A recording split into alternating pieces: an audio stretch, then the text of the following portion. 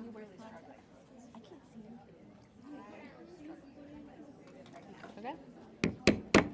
Good evening. It was very demure, right? I didn't go full. Good evening and welcome to our February 10th, 2026 business meeting for the Board of Education. Real quick, some safety. Fire exits behind me to the left and the right, in the back of the room, and out the door if an emergency were to happen. All right, can I get a motion to approve the agenda? Dr. Moritz? Second. Mrs. Tebow? All in favor? Aye. That passes 6-0. And now I would like to pass it over to Superintendent Provenzano so we can celebrate some of our musicians. Good evening, and this is one of the favorite things that I get to be a part of is we celebrate our students, and I'm glad we're able to do it here at a board meeting. We have parents over here and students over there. I can't wait to see what we have in store, but without further ado, I'd like to introduce Patricia McGrath and Kirsten Rodine, who are going to begin the ceremony of where we're recognizing our all-county and all-state musicians. Good evening. I'm Patricia McGrath. I'm the administrator who oversees the music department. I'm Kirsten Rodine. I'm lead teacher for the music department. Thank you so much for having us back again. Tonight is a really exciting night because we really get to honor our musicians here in Fairport and our incredible music teaching staff. We're actually going to start out with a quick performance and hear a little sampling of some of our musicians here first, and then we'll jump into the slideshow.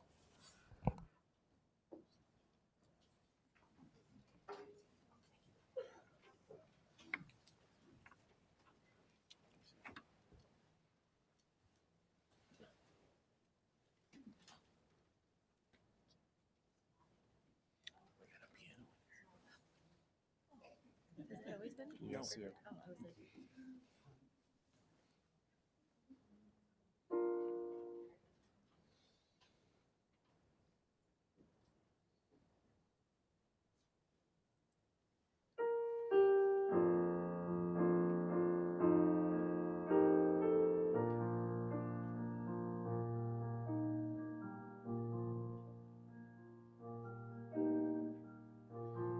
Let every heart be blessed with music.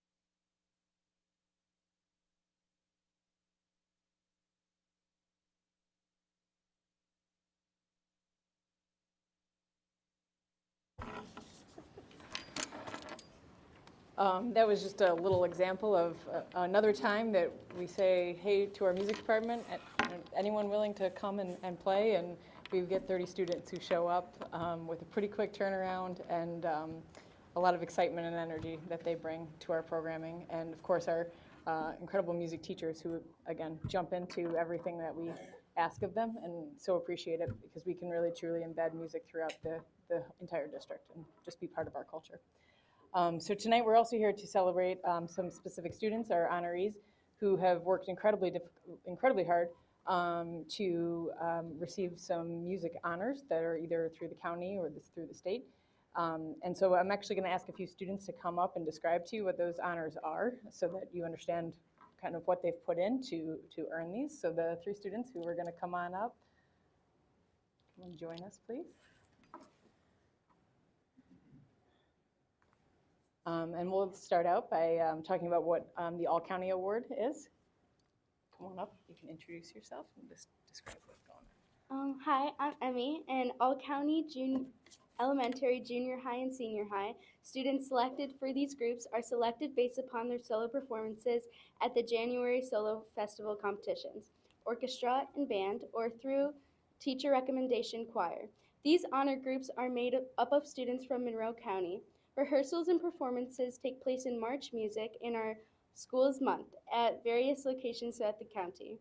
This year's festivals are Junior High, February 27th through 28th at Greece Olympia High School, Jazz, March 6th and 7th at Spencerport High School, Senior High, March 13th and 14th at Eastman Theater, and Elementary, March 20th through 21st at Penfield High School. So you can see it's a wide variety of around the county that our students are selected from. They work incredibly hard to do this. So we'll first start out by recognizing our all-county junior high school students in the vocal section. So if you're here tonight, maybe if you could just quick stand on up. I'm not going to call out each individual name because we would be here all night long. We have 90 honorees tonight that we have listed out. So if you're here tonight, please stand just so we can celebrate you. Thank you. And any music teachers connected, please stand. Thank you.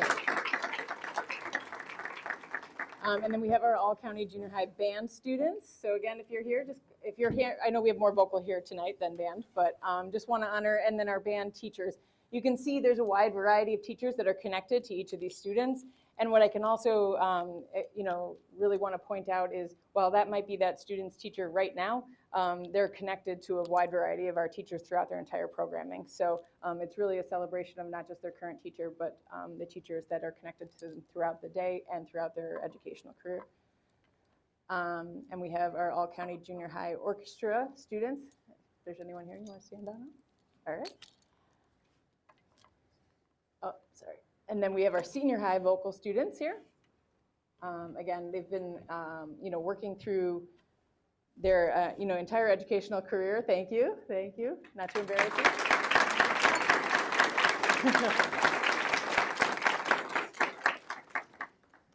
We have our all-county senior high band students.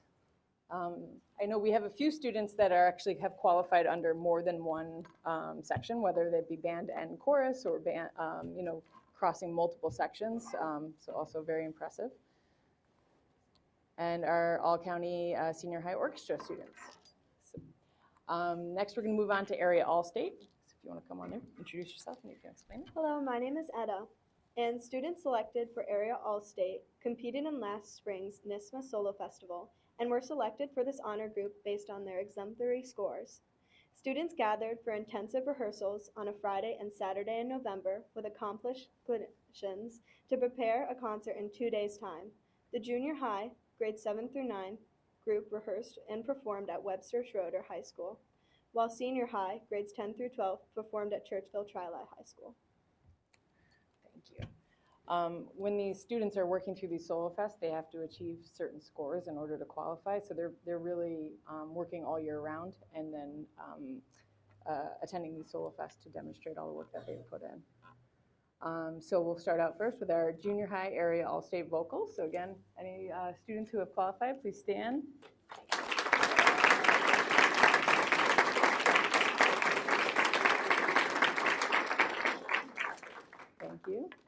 junior high area all-state band.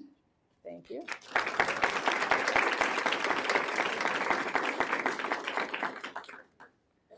And our junior high area all-state orchestra.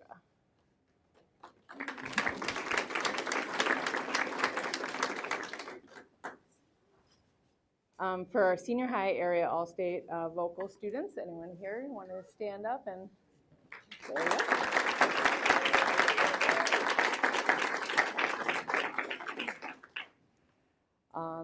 And you'll see over the course of the evening that students might qualify under multiple awards and multiple honorees, which is, again, quite impressive. You can see how much time they put in. Our senior high area all-state band students, anyone here for both? Not tonight, okay. And our senior high area all-state orchestra students. Again, remarkable. You can see the wide variety of teachers involved. And again, many of our teachers working with these students from 4th grade all the way through their senior year. Conference all-state, come on up. Hi. My name is Claire, and students selected for the Conference All-State honor competed in the same solo festivals as above, but elected for the more rigorous All-State process for consideration for this ultimate honor group. Rochester hosts the All-State Conference for music teachers and educators throughout all of New York State, and members of the honor group spend the first weekend of December participating in rehearsals with accumulating performances at Kodak Hall at Eastman Theater for the choirs, orchestras, and bands, and at Innovation Square for the jazz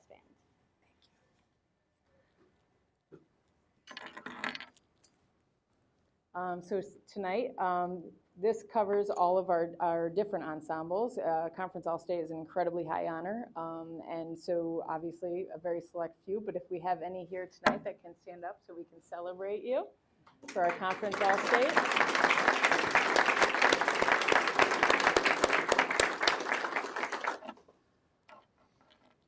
And we really just wanted to thank you again. We really appreciate all of the support that you provide to the music program. You know, as I saw these 30 students coming up from the back of the building, the energy that they were bringing up the hallway was just real pure excitement and joy. And to see that and how excited they are just to jump into any opportunity to perform and show how hard they've been working, you know, is really a testament to you know, our program, our incredible music teachers, and just really appreciate all the ongoing support to make that happen. So thank you.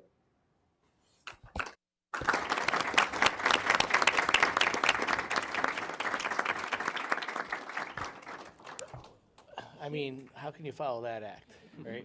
Mr. Groh, we were expecting you to sing with the group. They were wanting, you know, but thank you so much for our musicians, our educators, and our families who make it happen.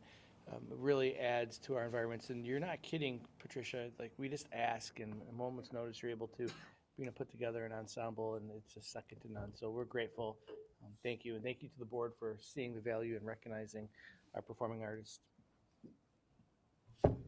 Thank you guys so much. You can stay for the whole board meeting, but a lot of the times people take this moment to sneak out. So thank you guys so much for celebrating tonight. Whoa, wait a second. What do we say? Oh. Thank you for coming. Thank you, guys.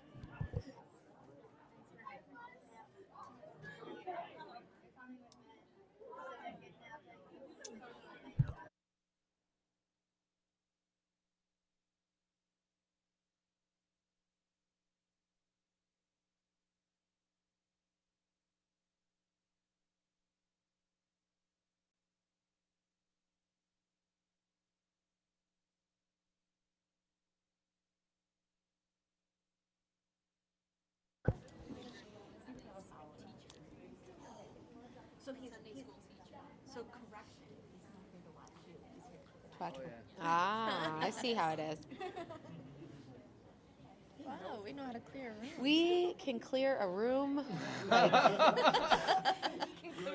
Board members' kids, though, they were the first. I saw that. I saw Ellie and Claire just climbing over. All right. We have nobody signed up for public comments, so seeing that, we will move on to communications, and I'll pass it over to Nora and Mallory. Okay, so this month we went to Minerva, and it was really interesting to hear all the ninth graders, because one, that's the oldest group we've done. So that was really interesting. We had my sister there, which was cool, I guess. And then it was also cool to hear like some of their things, and we're like, well, next year you're coming to the high school, so and we already had a lot of the things that they had talked about they wanted. So what's going well at this school is they really enjoy the freedom that comes with Minerva. Their experience at Minerva like did a really good job. They said preparing them for the high school and kind of like maturing them, so they knew that like when you're at the high school with all the older kids, you have to like make sure you hold yourself to a higher standard to make sure. So they said that Minerva was a good place to do that. They're excited to be a big buddy for the first time during Brotherhood Sisterhood Week. So we talked about that. They are excited for the time change and opportunities at the high school. They talked about elective choices, new teachers, and seeing new people. And then they did mention that at Brotherhood Sisterhood Week and homecoming, they had some fun things going on, but they were more excited for the high school and being together and getting to celebrate even like harder.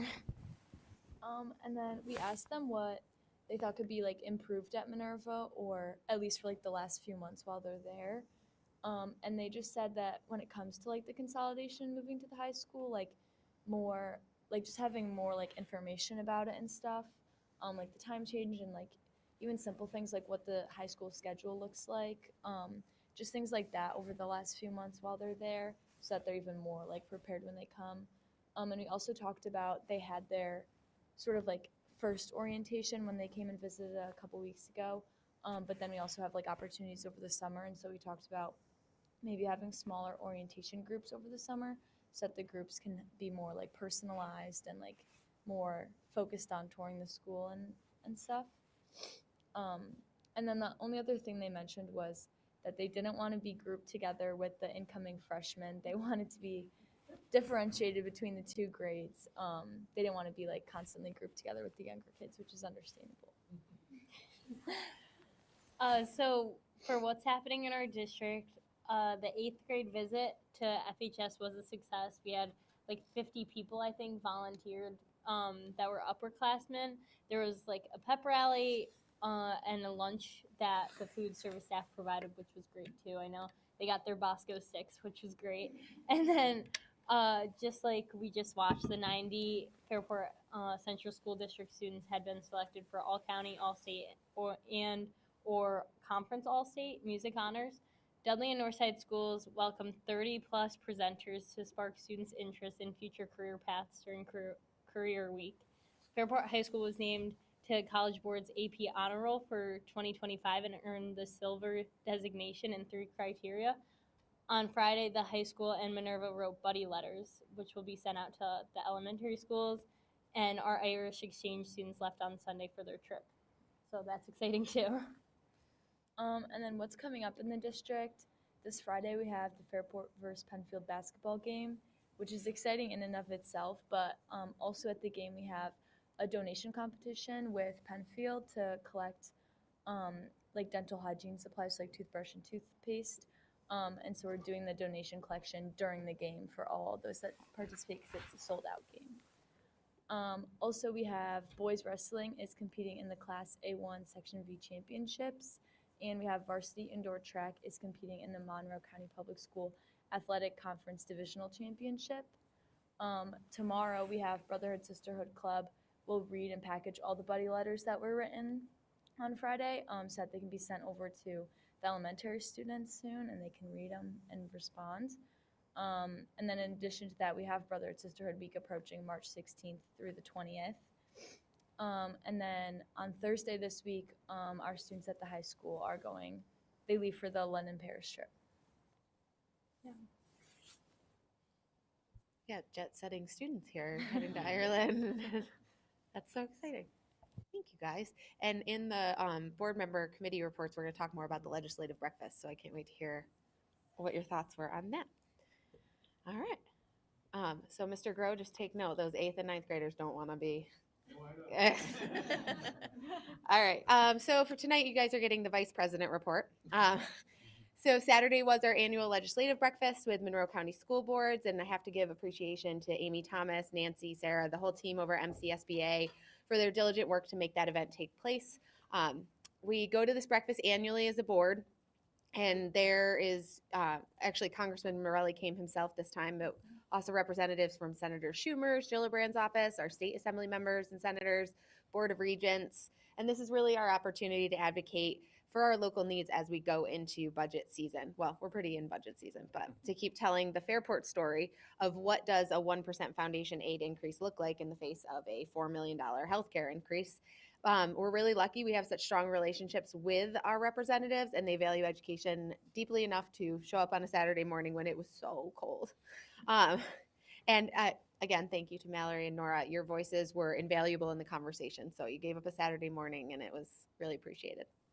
On a personal note, I have to say we lost my father, John White, on February 1st, my father-in-law, and I just wanted to share my family's deep appreciation for all the love and support we've received through all this. Thank you to my board colleagues and Superintendent Provenzano treating us to food and ice cream, and thank you to Dudley and Northside for ensuring our oldest two were wrapped up in support. They brought cards, they sent home memory books, there was resources to help them through their coping, and this is a real personal experience for us, but it really highlights something much deeper and how Fairport cares when one of its own is hurting. And I saw that same deep love and care when some bad actors decided to spread some hate surrounding a student event of love and inclusion on World Hijab Day. So I just want to say thank you to all those who stood up against hate and cruelty to make sure our Fairport families were supported and loved. So wishing everyone a safe winter break holiday. I cannot believe these children will be home again next week.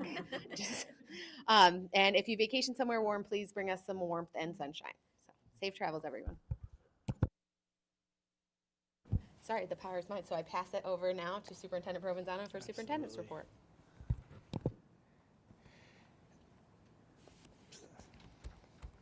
Somehow we're not queued up. Thank you so much for your comments. My condolences to your family and your children, and I'm always pleased to hear how we support our students through all types of weather and through their journey here in our schools, and it's just an example of what happens.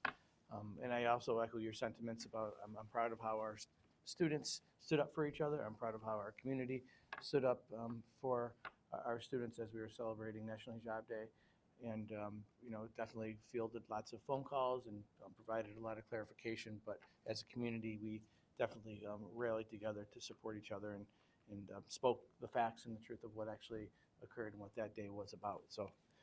Definitely worth mentioning.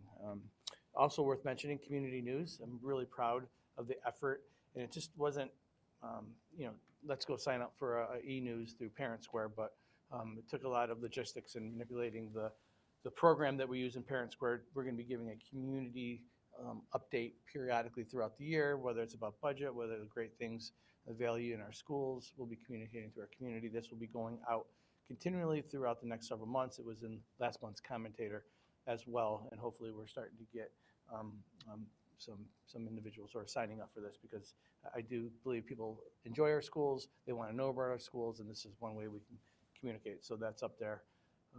And I also want to mention, Mallory and Nora were talking about Brotherhood Sisterhood Week. It's an amazing event. We're excited about Brotherhood Sisterhood Week. It just doesn't happen though. Lots of planning, lots of organization. To Lindsay and our staff who are participating in this, Ms. Greenman at Fairport High School, our student leaders, they really make this happen. And it's more than stuffing just buddy letters, right? Lots of logistical pieces, and it's going to be a show of care, right?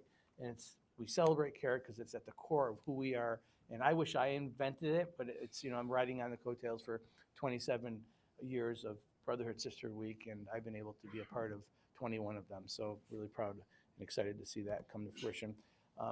Bless you. I am going to be ceding most of my time to the Consolidation Corner when we get there, but lots of things have been happening around the Consolidation Corner. Just as today, we spent a lot of time on Pillar 2 with our elementary administrators and some of our directors on all the logistical pieces of that time change.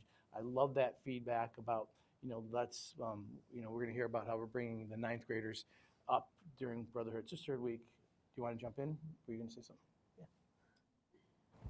No, that's just really exciting because like I feel like the ninth graders do stuff, but they also had mentioned that like it's super cool to be a buddy, and like in the middle school you don't do as many things because you're not going to school or having people come to you, but also having like the ninth graders come to the high school will be really cool, especially after the family talk. And I know Mr. Provenzano talked about having like peer leaders go and talk to them about like what the high school is like would really help, because they do like really not want to get lumped in with the eighth graders, and that You say so, huh? they talked about it a lot, but it is like really important, because I would be in their, if I was in their shoes, I would feel the same way about like they don't want to be known as like the younger kids. They just want to be known as like themselves, and it's hard having two classes. This will be like the only time we do this, but it'll be good to like have stuff that they do together, but also stuff that they're like, this can be my own thing. So. And again, I don't want to steal the thunder of what our administrators and staff who will be coming to talk about, the ninth graders coming up during the family talk, but they'll be meeting with staff in classrooms afterwards, sort of getting their own personalized orientation as you just recommended. And that came from you guys, just so you know, talking about their needs and, then addressing it to the high school team. So thank you for your advocacy. Really appreciate that. But again, not going to spend too much time on the consolidation. The board receives updates periodically. We have the executive summaries that are shared in my weekly reports and highlighted, of course, later on. It's the budget season. I think, as Dr. White was just speaking to, we are at the beginning stages of the budget season, but the budget goals have been developed and they've been put out there, and the administrative team has been working through these since October, when these budget goals were approved by the Board of Education.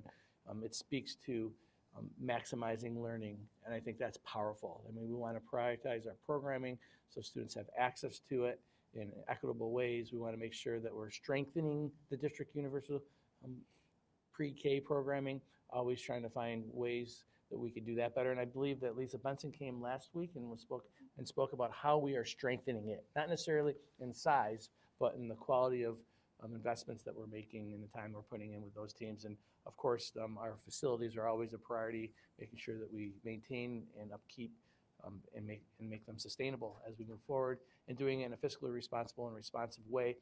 We just finished our 2 Under the Hood sessions, which are on our YouTube channel. But these are our budget goals that will help us navigate and tell our Fairport story. I'm really proud of the fact that this is over 14 interactions on the budget. We just don't show up on budget day. And you can see, we just entered into February with the Under the Hood presentation, and now we're going through the non-instructional phases. Last week we were just having a draft budget non-instructional conversation in a workshop, and today we're going to continue to present and talk about what our budget is shaping up to be. And I have to say again, what it looks like in February isn't necessarily what it means or what it looks like when we make a recommendation to the board in April, right? And we put this up here to express and put a visual reference of this is a process, and there's numbers that are constantly evolving and changing. There's advocacy efforts that are occurring.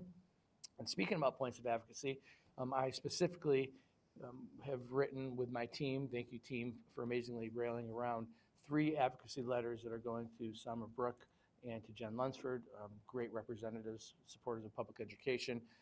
Increased in foundation aid, 1% increase on approximately a $175 million budget when you have salaries, and healthcare benefits, and an amazing program that we need to continue to sustain and provide for our community. We're appreciative of the dollars, but it also falls way short. And the good news is we received 96 move-ins since October 1st.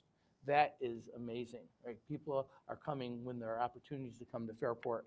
And of those, 46 had special needs. Over 50% of these move-ins qualified for additional mandated educational services. And we're honored and proud to provide services, but with that comes costs. And I know Jeremy Nardone will be looking to meet with a representative. We're trying to coordinate our calendars next week so we could talk to a representative from the state, right from where they give the aid, to talk about these advocacy points. So kudos to Jeremy. He was on the phone, and while we were writing this, he was really trying to get work done with that. So that's kudos to you. Thank you. And I also talked about increased aid for targeted areas, and I think our students saw this at the advocacy meetings. Our board definitely was a part of the conversation about mental health, safety and security, and support through aid and or legislation for the benefits in healthcare, right? I mean, it's affecting every single school district.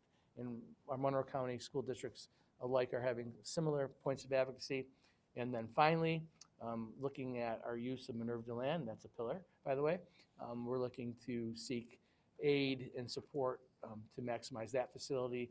We want to remediate and renovate the MD Tech rooms and make it a future makerspace and STEAM lab for our students, our robotics team, but also for our community as well. And I think, again, that's the board's vision of using that space, having kids occupy that space, and let it be a community resource. And we're excited about the prospects of having the conversation, continued conversation with our legislators. So these are strong points of advocacy as we move through the budget season. And in a little bit, I'm going to share this when we get to the instructional budget because it's a nice little prelude to the instructional budget. So that's all I have at this point, and I look forward to picking this up in a little bit. You stole the adorable video and held it off.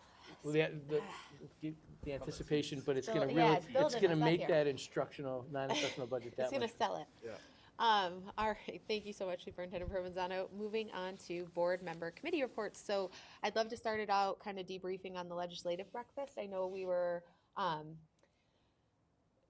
we started talking about it a little bit, but I'd love to hear everybody's thoughts, what you walked away with. I sat with Senator Brooks' staff as well as Regent Norwood, and both great supporters of public education. We talked a lot with Regent Norwood about teacher recruitment and retention, particularly how the state can really tighten up and streamline some certification, particularly reciprocity from other states that could really help out in different areas and just make it easier for our educators. And Senator Brooke, we focused mostly on foundation aid and kind of clarifying with her staff what that looks like. I believe this was passed along through Erica, but just to restate, not a question that I want an answer to today, but Senator Brooks' staffer that was there asked specifically if the district could get back to her on the exact cost of the safety and security that the district has, and especially the conversation at the table was, what would that look like to have a separate funding stream or to have it be exempt from the tax cap? And she asked specifically if you could choose between those two options, what would you choose? So those were some things she wanted us to send back. She loved hearing stories from Mallory about like the centuries and the positive impact that they have on our students and our student community, and kind of that marrying of the mental health and the safety and security. And so she encouraged more stories like that to be sent their way too, because that helps them to paint the story. So it was really effective to have a student there and speaking to how effective that is. Those letters have been written with the exact amounts of each one of those. So I figured you were all we over worked it. on Like, that, I'll yeah. put it in public meeting. Yes. Okay. Well, Erica wouldn't let me not. So that was very appropriate. We had a, oh, sorry, did someone else jump in? Mallory did respond. Well, actually, Mallory was at one of the tables we were at with Assembly Member Lunsford, who's very passionate about the budget and knows a lot of information and can speak very fast. So credit our Long Island roots for both of us being fast talkers. But she was great. She was not putting any shine on the challenges that the state faces with their budget, how that translates to foundation aid and all the competing priorities. So it was a good, frank discussion, which definitely gave us perspective. Thanks to Brian for being the table lead on that one. And then I was with Senator Gillibrand, with one of her representatives, and there was actually a lot of discussion at that table too around teacher certification and kind of clearing path and some of the things you just mentioned. So yeah, it was a great event. I'm really glad I've had an opportunity to attend again this year.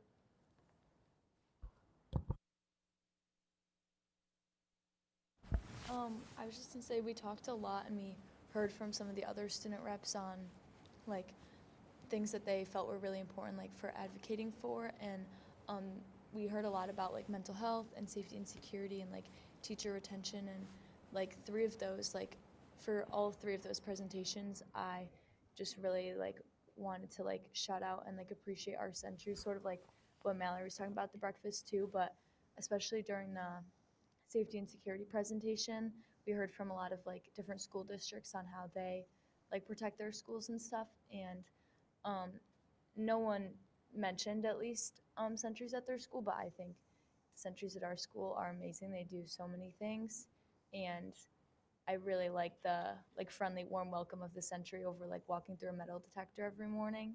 And so I just wanted to shout them out and appreciate them, and their the presentations for mental health and stuff too.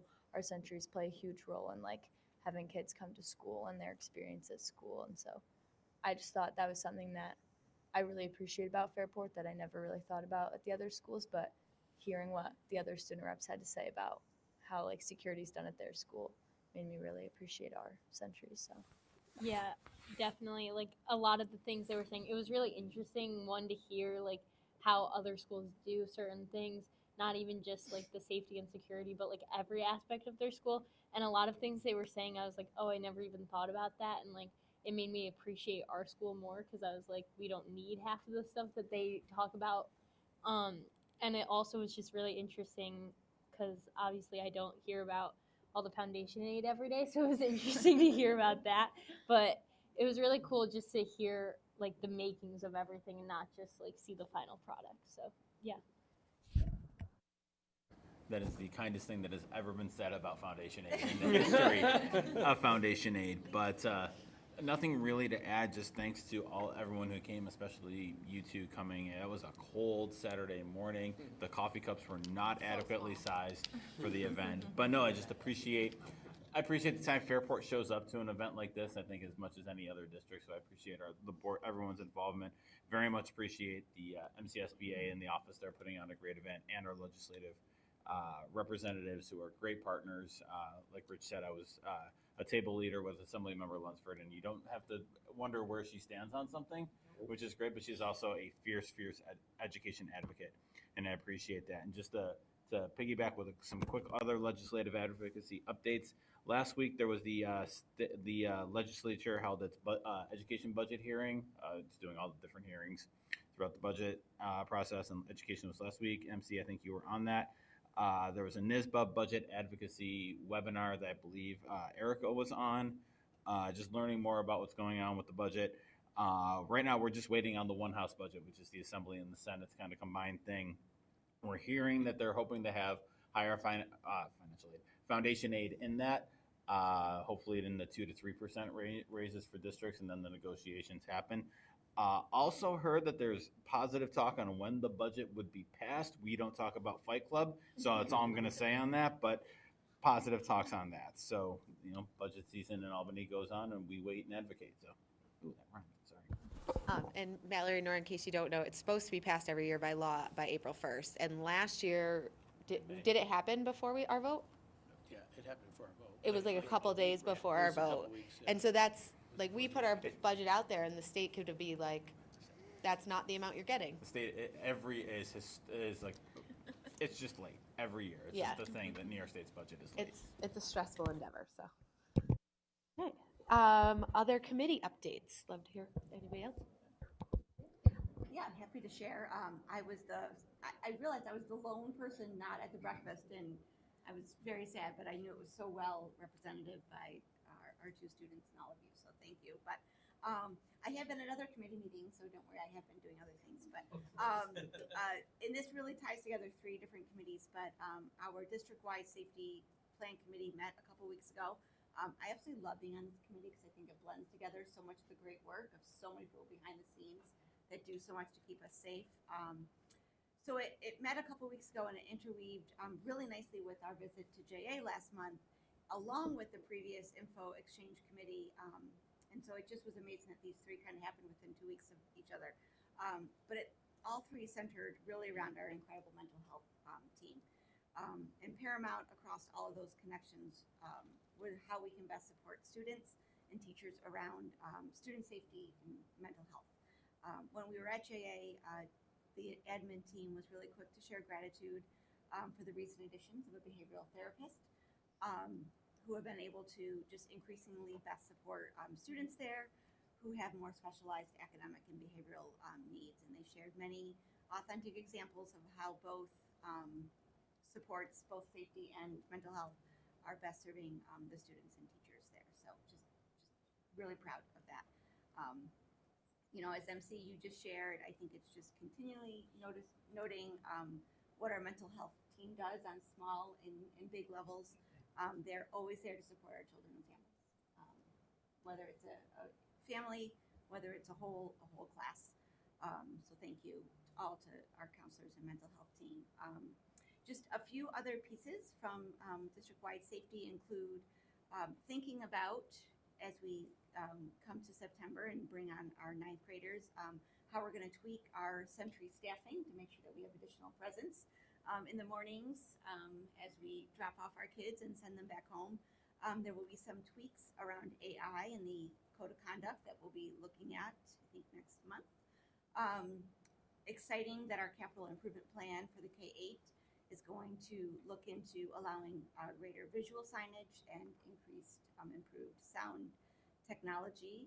And then there was one more thing, just with the time change, realizing that our elementary kiddos will be going to school earlier, making sure that those parking lots in the area around our elementary schools are best lit for them coming to school as well. So, but really important for our community to know that the bus patrol camera enforcement is coming live, and I did not write the date. I don't know if you know Superintendent Provenzano. I don't have the date, but it'll be a progression. Yes. And I think that I was just talking to a parent today, and and she was relieved that we are going to be bringing that on and collaborating with our local law enforcement as well. So I don't have a specific date, but I can get that for you. I didn't have it down, so I'm like, maybe there wasn't a date, but just realizing that we're going to be able to better enforce, making sure that our community is looking out for our kiddos and our school bus drivers. Thank you. And many people are like, what? It's not already happening, but so it will be happening. So again, thanks to all on the district-wide safety committee.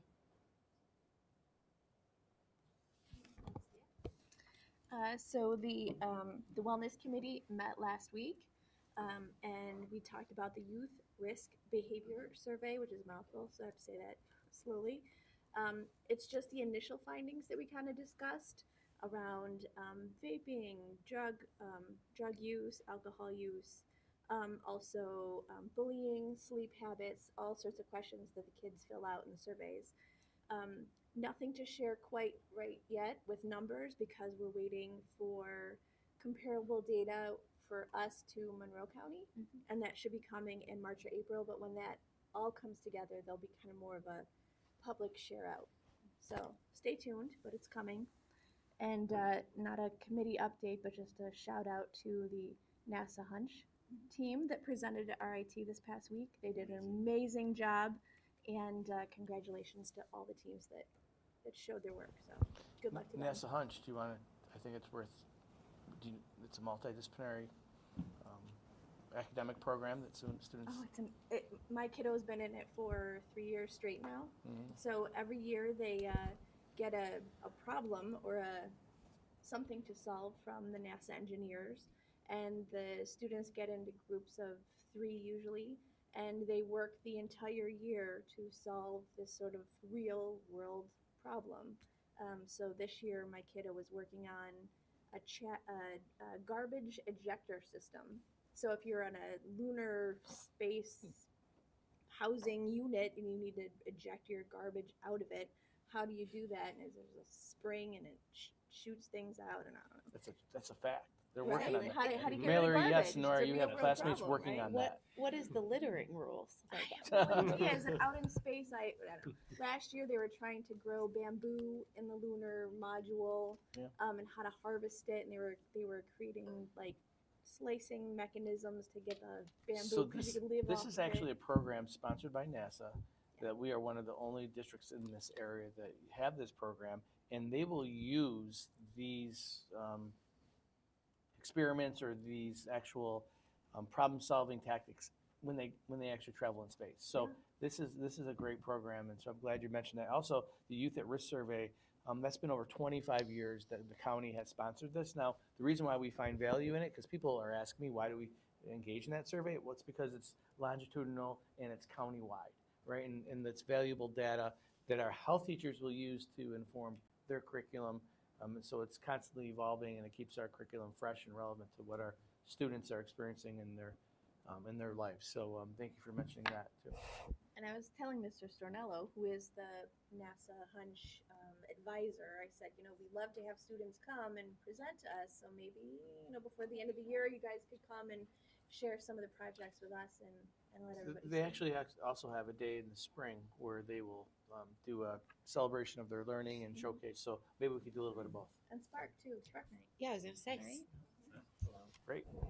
One of my favorite stops at that night. Also, if I could throw related to the awesome presentation that we saw earlier, this is our last meeting before the start of musical season, the best season in the world. So Minerva's is the last weekend of February, followed by the high school doing Lightning Thief, followed by Martha. I think they're doing Once Upon a Mattress, and then JP's is flu season drama. there. It is. So It is dramatic. It's a fact. The flu season. Anyway, break legs to all the kiddos and crew members and everyone helping out with those great shows. All right. Any other committee updates? All right. Seeing none, I will pass it over to Superintendent Provenzano for a treasurer and investment update. Yes. So we have the treasurer's report for the month of December. So you can see the starting cash balance is just under $120,500,000. We did bring in total receipts of just under $3 million. A big chunk of that was due to excess cost aid payment that we received in December. We had expenses totaling $18.7 million with an ending cash balance of $104,700,000. And you can see below how that is broken up into different investments. So we have our money market and CDs, which about $13 million is in there. We do have some ICSs and CDARS sweep accounts, and then T-bills make up the rest of that balance. So we are still investing, earning high interest rates. I just got the update yesterday. They are still over 3.5%, which is great. I was expecting them to be a little lower at this time. So kudos to Chris and all the investing that he is doing for the district. Any questions? Thank you. Thank you. All right.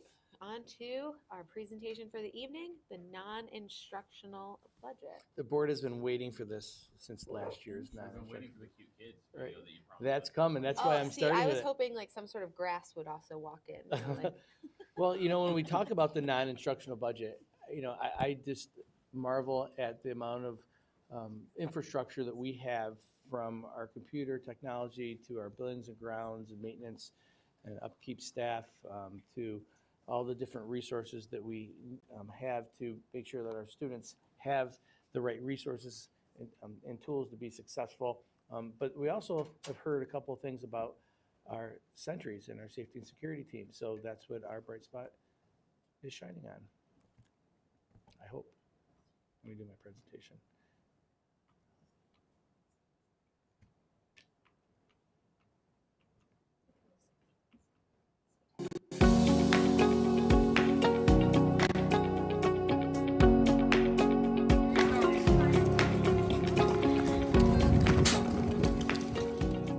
Sentries are primarily here for the safety of our students and the staff.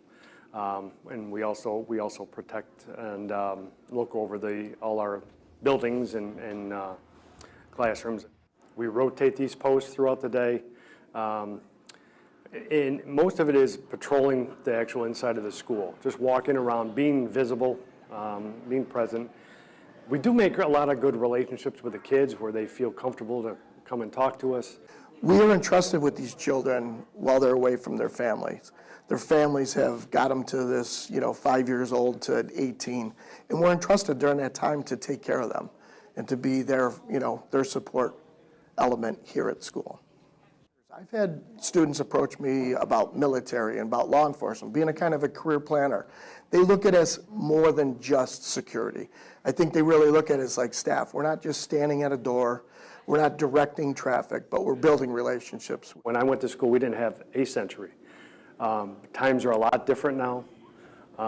There's threats that are absolutely real. There is quite a few of our sentries that are prior law enforcement that are trained to look out for different threats, and that people might not even realize. We get information that's brought to us through different ways, and we're able to head things off before something bad could happen. I think it's a great investment for your dollar to keep your families, your community safe. A lot of times there's people here when you wouldn't even think there's people here.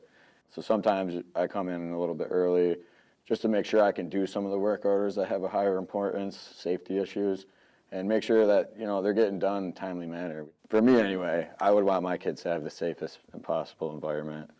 So I do whatever I can to make sure that whatever I'm doing is as safe as possible. We bounce around a lot of ideas around each other sometimes about what's the best course of action for some of these problems we come across, and safety is always the #1 concern.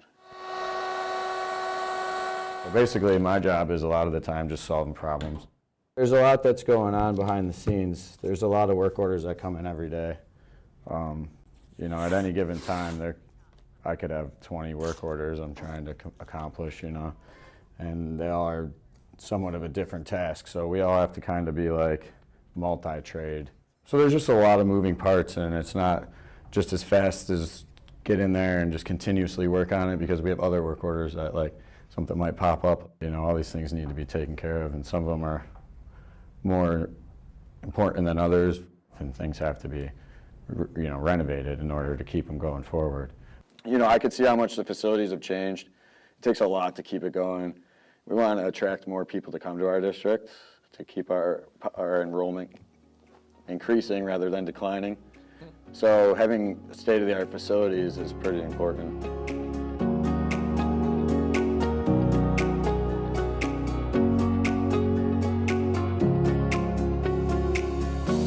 So that's how we're kicking off our budget presentation. That gives you a visual reference on the non-instructional side. And we're going to walk up here and begin our presentation.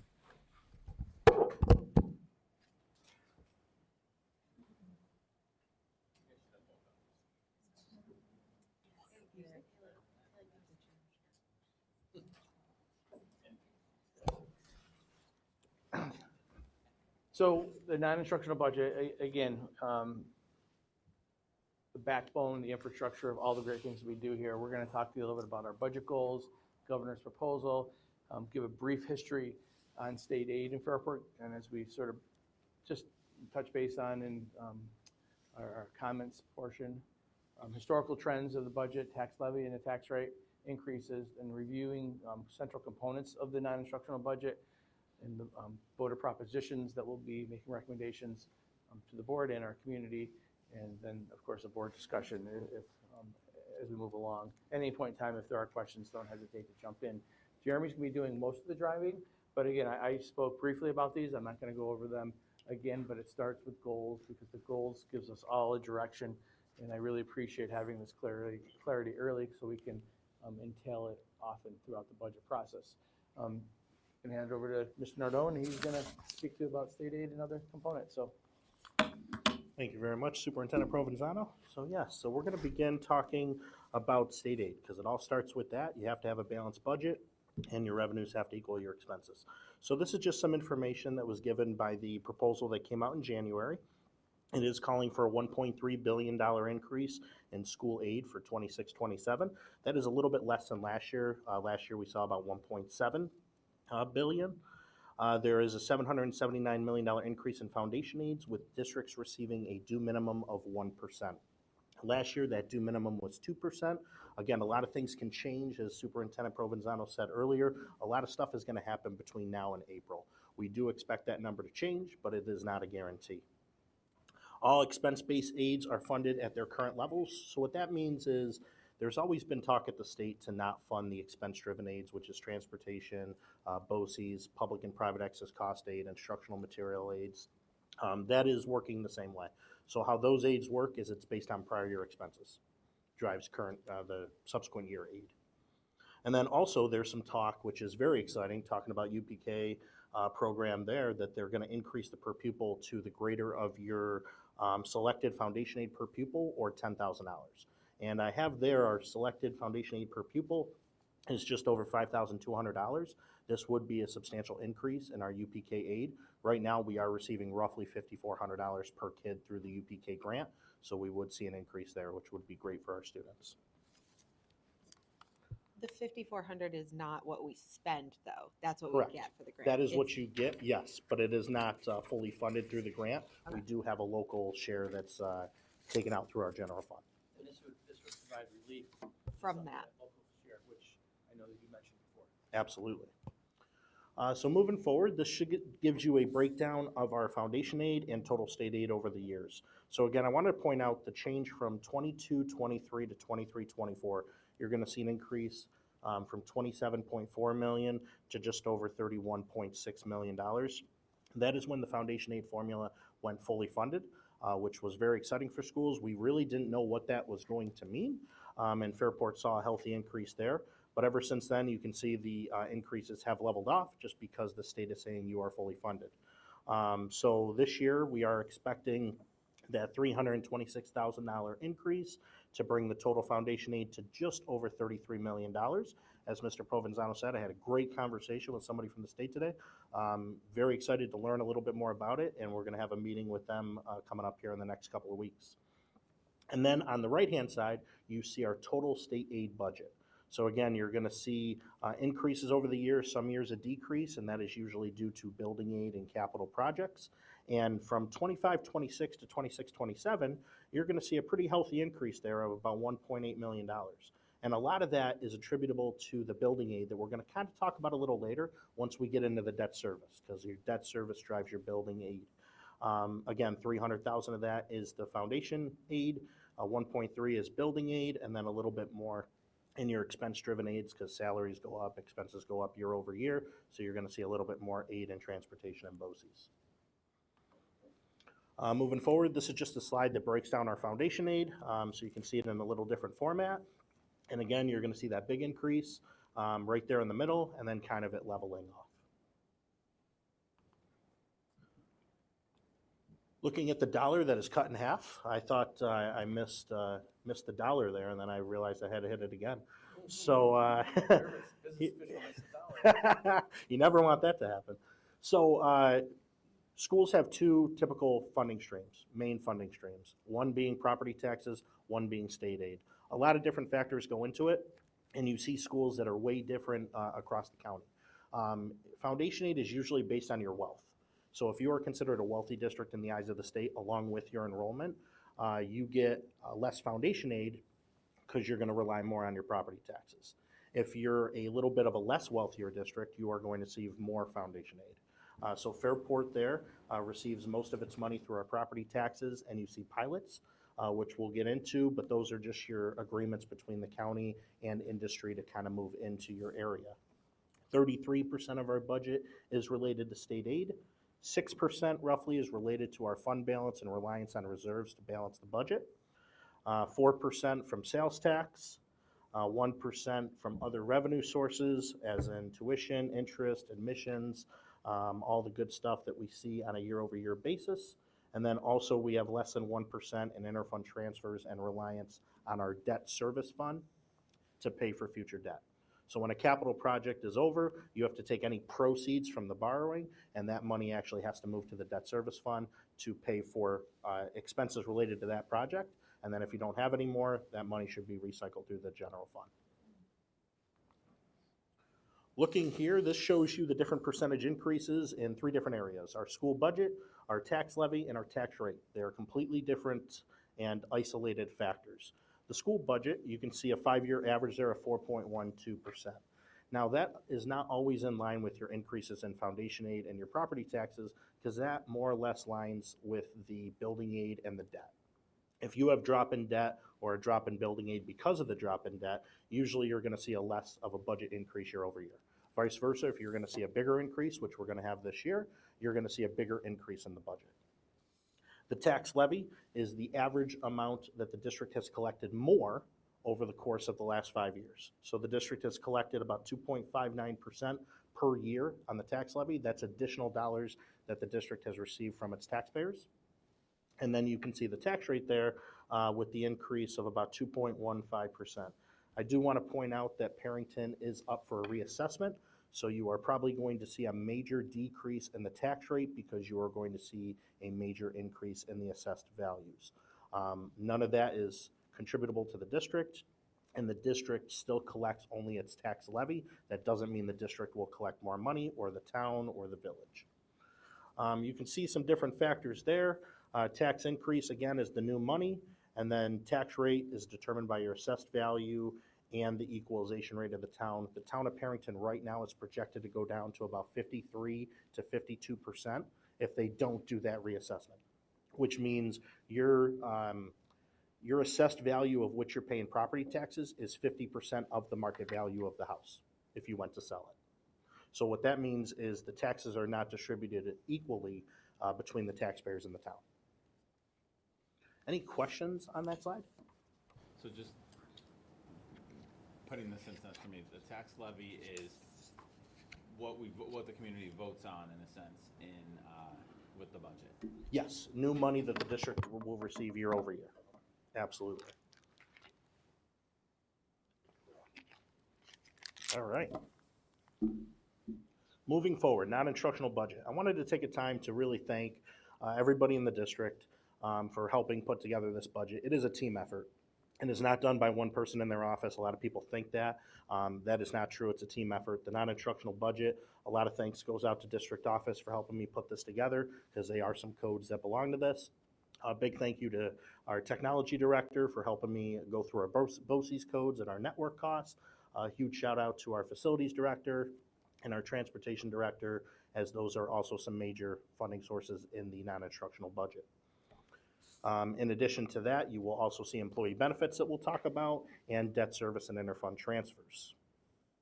Again, facilities. We are a big campus. We have over 300 acres, 1.2 million square feet, 8 school buildings, 12 total buildings. We have to keep those clean, as you saw in the video. We have sentries. We have transportation staff. All that goes into funding the non-instructional budget.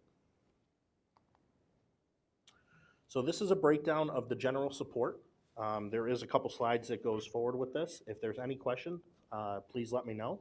I'm going to try to point out some major changes if you see a change in the percent change column.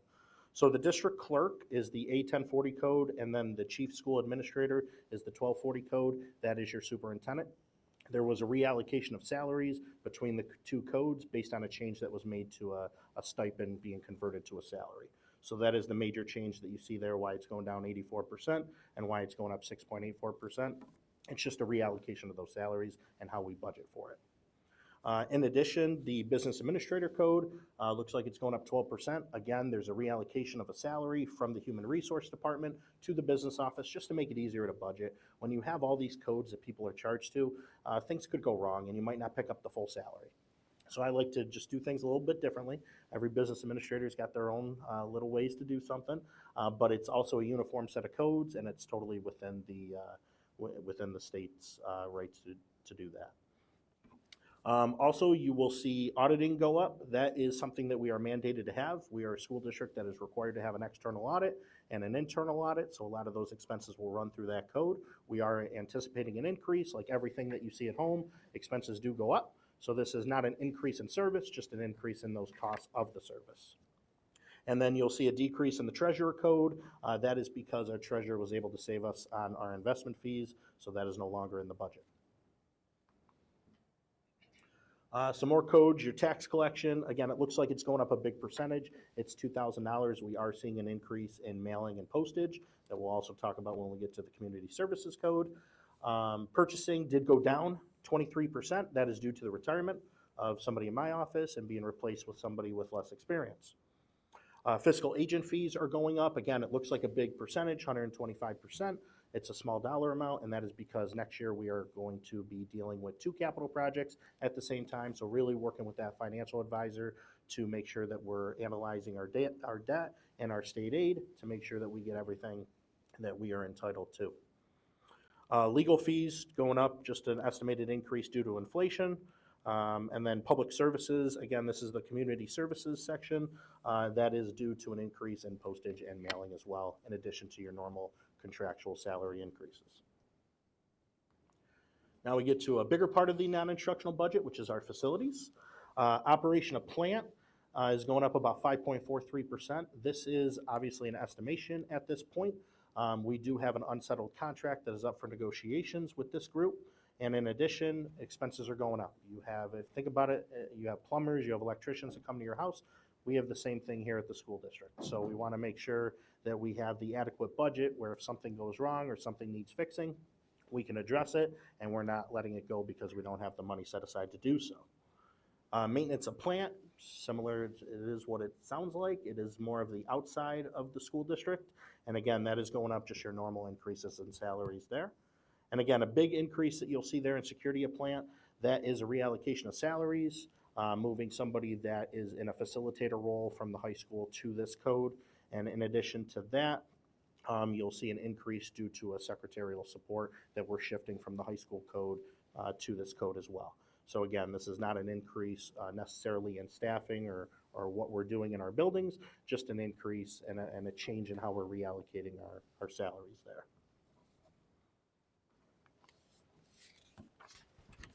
Some more codes here. Our central printing and mailing is just our bulk code there of what the district pays to be transparent to our voters and to get mailings out and all the good things that we do. And then our central data processing and tech services, which again, big part of our budget is our technology, especially on the non-instructional side. This is all our administrative softwares, hardwares, network services, different security will run through this code that we can actually outsource through BOCES and receive state aid on, and also some facilities expenses on our building management system that we can actually run through BOCES and receive roughly 70 cents back on the dollar the following year.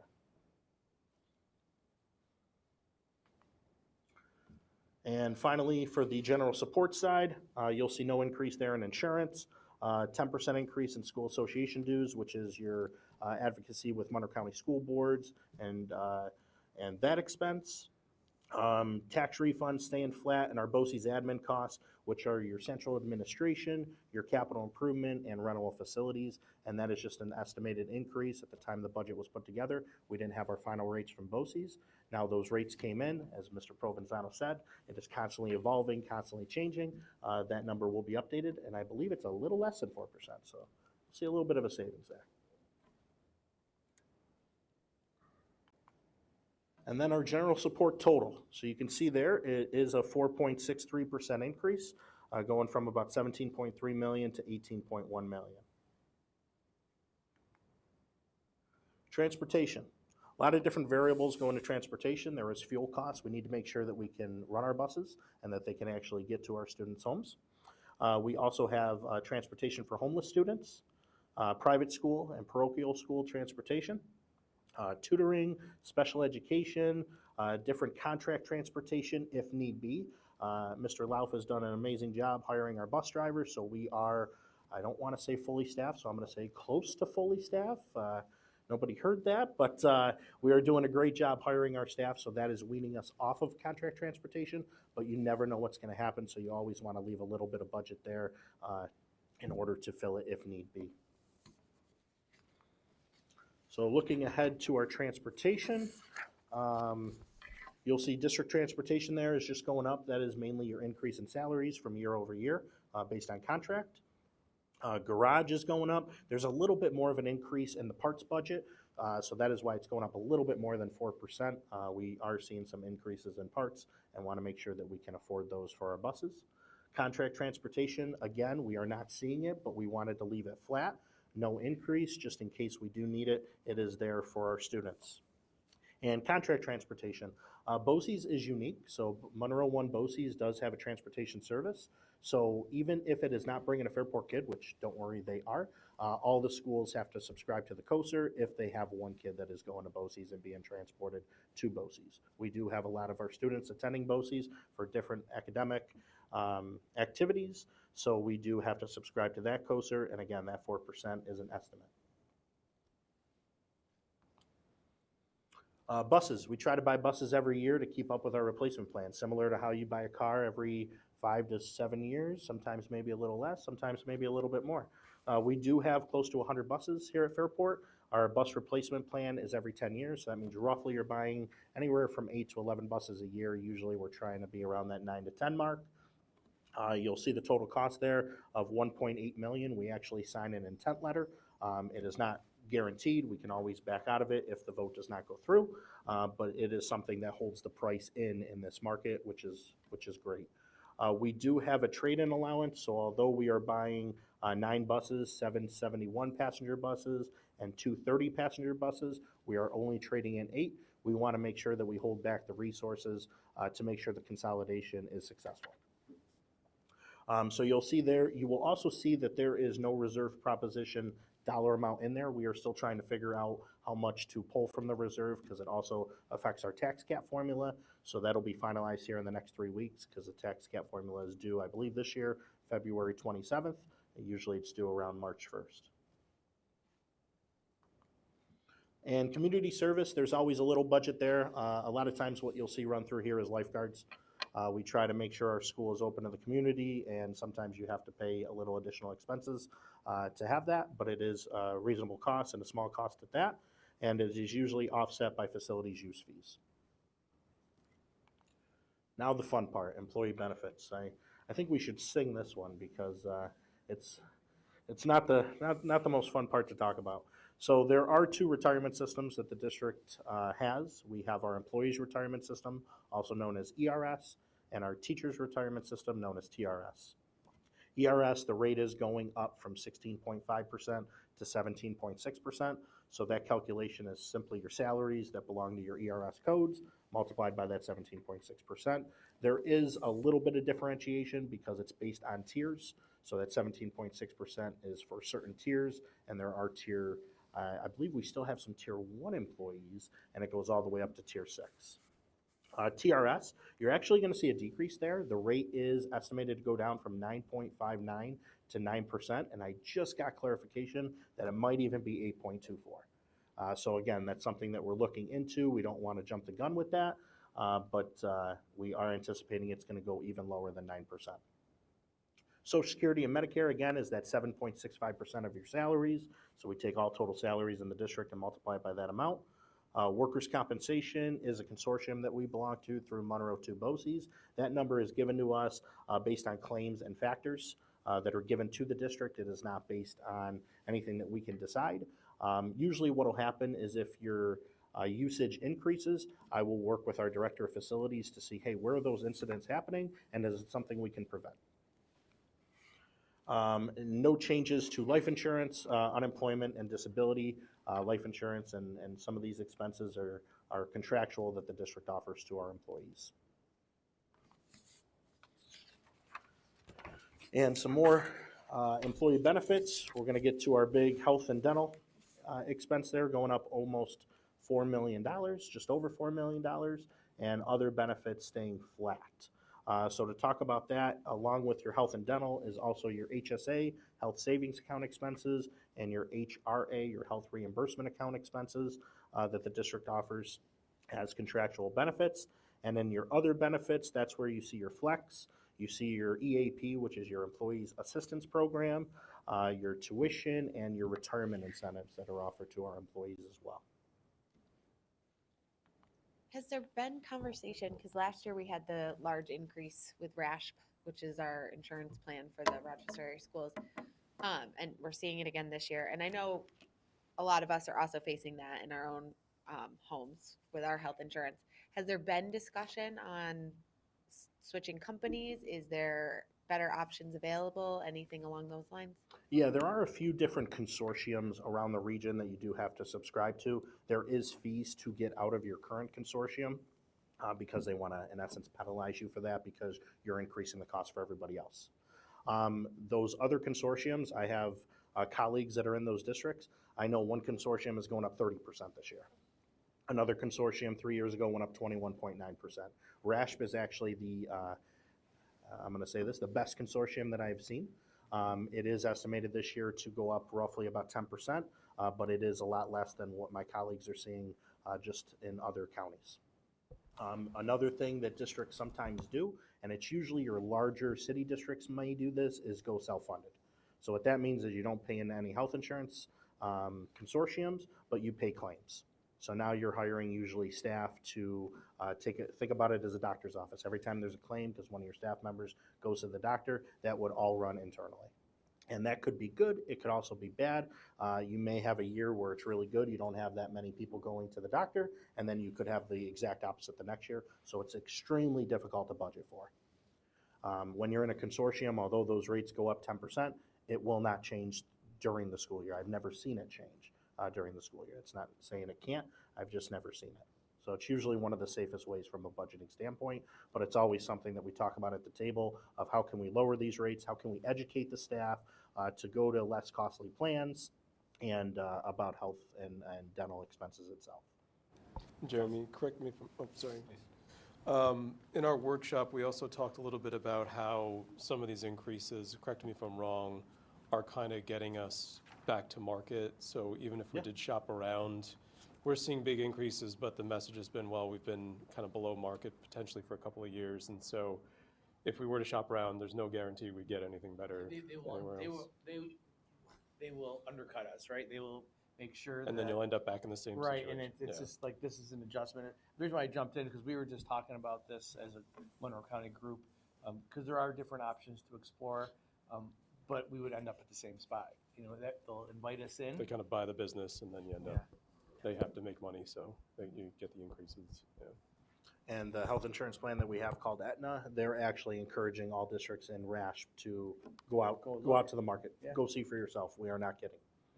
So again, some company may come in and undercut it for a year or two. It might be great, and then you're going to see drastic increases after that. This was a topic of conversation at the breakfast on Saturday. Just, I mean, obviously healthcare, as you were saying, is something facing everyone, and especially getting up into advocacy, not just at the state, but at the federal level, to provide some sort of aid, relief, help for everybody with healthcare. But you know, when we can point out our exact numbers on this, it really kind of drives home the point of what healthcare costs are doing to school districts. So continued advocacy work on it, especially federally, to try to get some help on that. Yeah, and this went right into the conversation about foundation aid, where you know, tell Fairport's story. Well, it covers less than 10% of just the cost of our healthcare increase. So that was a lot of the table discussion. It's challenging, and I know, as Mr. Provenzano said earlier, all the schools in the county are experiencing almost the same thing. So if this is partially just a correction or coming up to market value, you know, if you could look in your crystal ball, do you feel like we're getting pretty close to market, or are you expecting this to keep happening year if we knew that answer, I think that's the question, and I think that's what we're pushing as we sit at the table with the health insurance consortium. I mean, right, if we knew that answer. I could say this because I'm up here in age. Like, this happens every 7 to 10 years. Like, you get these corrections, and I can remember this, and then it goes away for a little bit, and then it corrects itself again. So just, I think it's just, this is what the market's doing right now. Is it pretty closely correlated to the usage within our consortium, or is it the Aetna usage overall? Yeah, so we actually have quarterly meetings through the RASH consortium where we actually look at claims, and that's where the contractors will actually come in from the different health insurance companies, and Aetna being one of them, to show you. That is what they show you. Like, look at the claims. This is what we're seeing. This is what your people are using, and that's why our prices have to increase. So I go to those meetings every 2 to 3 months. And as a consortium, educators or this field has, a better health profile, and that's why, as high as it is, or as uncomfortable as we feel, it's still one of the best rates out there. Absolutely. I can't help but put a positive spin. Yeah, exactly. And Rich and I will have district operations, I think, in 2 weeks, and this is going to be the conversation of that meeting. So I think, Lisa, I think your question is a good one. And maybe I'll be optimistic and say they'll have that answer for you. Yeah, it makes me wonder if you looked at like the usage numbers, what the trajectory of that is. Like, is that leveling off? Is that pretty consistent and predictable, or have we seen big increases in usage too, and is that driving it? So anyway. Well, it's tricky because then there's new drugs that come out, and there's new treatments all the time, and it's very competitive, and it's hard to predict. Don't worry, with the lack of funding for NIH, treatments will drop off. All right. Any other questions on health insurance before we move on to debt service? We could spend a whole 2 hours on that. Questions are proportionate to the amount of the budget that's going. Absolutely. Very good. Very good. Debt service as well. So you're going to see the word bands there. BAND stands for bond anticipation note. There's usually two different types of borrowings when you're a school district. BAN is what's known as a short-term financing. It's what you use when you don't know the total cost of a project. So when a project starts, you don't know what the ending cost is going to be because you're still going through it. You might have change orders. You might have decreased change orders, deduct change orders from your budget, but you still have to pay your contractors. You still have to pay your architects. So districts go out for that temporary financing to start paying those bills until we know the total cost, and then we renew it with what's called a bond. And that's long-term financing, usually lasts about 15 years for school districts, and that correlates right to our building aid. So you pay debt for 15 years, you get building aid for 15 years, roughly. And then some debt service interfund transfers. So we do have a transfer to our special aid fund, which covers the local cost of special education summer school and also some private placements for special education students. There is usually what they say is a 20%. It's not always equal to 20%, but that's a fair estimate of what the chargeback is to the general fund of the local funding of that. Transfer to debt service is simply the amount that you have to pay in debt. We just transfer that money from our general fund to our debt service to pay it out of our debt service. It's just an accounting function there. And then our capital outlay. So every year we do have a $100,000 capital outlay, which generates usually about $93,000 worth of expenses, because the other expense is usually your soft costs with your architect. And this has to be done in one particular building, and at least $10,000 of the work has to be inside the building. So it's not like you can do all $93,000 or $100,000 outside. It has to be a mix of inside and outside. And usually what you look to do is have one contractor on this. You don't want something where you're paying like an electrician and then a plumber. You really want to stick to one prime contractor. And again, the district does receive our building aid ratio back on that capital outlay project every year. This is our summary of our non-instructional budget. In our under the hood presentation, you heard that our non-instructional budget is roughly 49% of our total budget. So you'll see the increase there of $81.6 million to a projected non-instructional budget of just over $89.2 million, or a 9.3% increase. Again, out of that, roughly $8 million increase, or $7.54 million of that is related to health insurance, and $5.5 is related to health insurance and your debt service. So if my math was right, 53% of that increase is literally one line item in the entire budget. Fantastic. You got it. Yeah, this is just a visual reference that I thought was powerful that we use for Under the Hood. It really speaks to, again, what Brian, Dr. Moritz just said about the employee benefits is a great portion of, where we're spending in the non-instructional budget. So. And I will say too, that bigger bar for 2024 is mainly attributable to that red bar close to the top, and that is your transfer to capital, which is related to, remember, the voters approved our capital project in October of 2023. We had to move the funds over by June of 24, which that is June of 24, so that is a transfer from our capital reserve. Thanks for adding that. Yeah. So we have two voter propositions for our voters to consider. Proposition 1 is to expend from our bus purchase reserve. Again, as I stated on that one slide, you didn't see a dollar amount because we're still tweaking the numbers, but roughly we're thinking about taking $185,000 out of our bus purchase reserve. We do have that bus purchase reserve from 2002 still running, so we want to make sure that we close that off. So that is why you see two different reserves being utilized there. And also, sorry, that 2002 is not, we're well beyond being able to add to that. Definitely cannot add to it. Yep. Usually your funding levels on reserves is 10 to 15 years. I'd have to go back to the proposition on that to see exactly how long that was slated to be funded for. And then proposition number 2 is authorization to create a capital reserve. The district does have, based on our under the hood presentation, we had $21 million in our capital reserve, but please note $15 million of that was approved by the voters to use on our K-8 project, which is in the design phase right now. So we do not have much room left in our capital reserve to add money if there is money left over at the end of the year. So this is a vehicle that we need the voters to approve in order that if we do have that variance at the end of the year, we have a place to put it. That was 25 million capped, Yes. right, on the 2024 one? Yep, we're using the same language here for 2026 that we did in, I want to say, 2022. Jeremy, Yeah. These are diesel buses, correct? Yes, these are, yeah, I believe we only buy diesel, so it's either gas or diesel engine buses. This is not the zero emission buses. That price would have maybe times by 10. I think just with it being in the news so much, I think it's important to clarify that. Absolutely. And I do know that one of our neighboring school districts just went down with their vote on the zero emission buses, so always fun. And that was a question at the legislative breakfast when sitting with the lawmakers, and they had no good answer. So if it goes down, it's mandated and it goes down by a vote, what do you do? And what do you do? They don't have an answer don't for know. it. Exactly.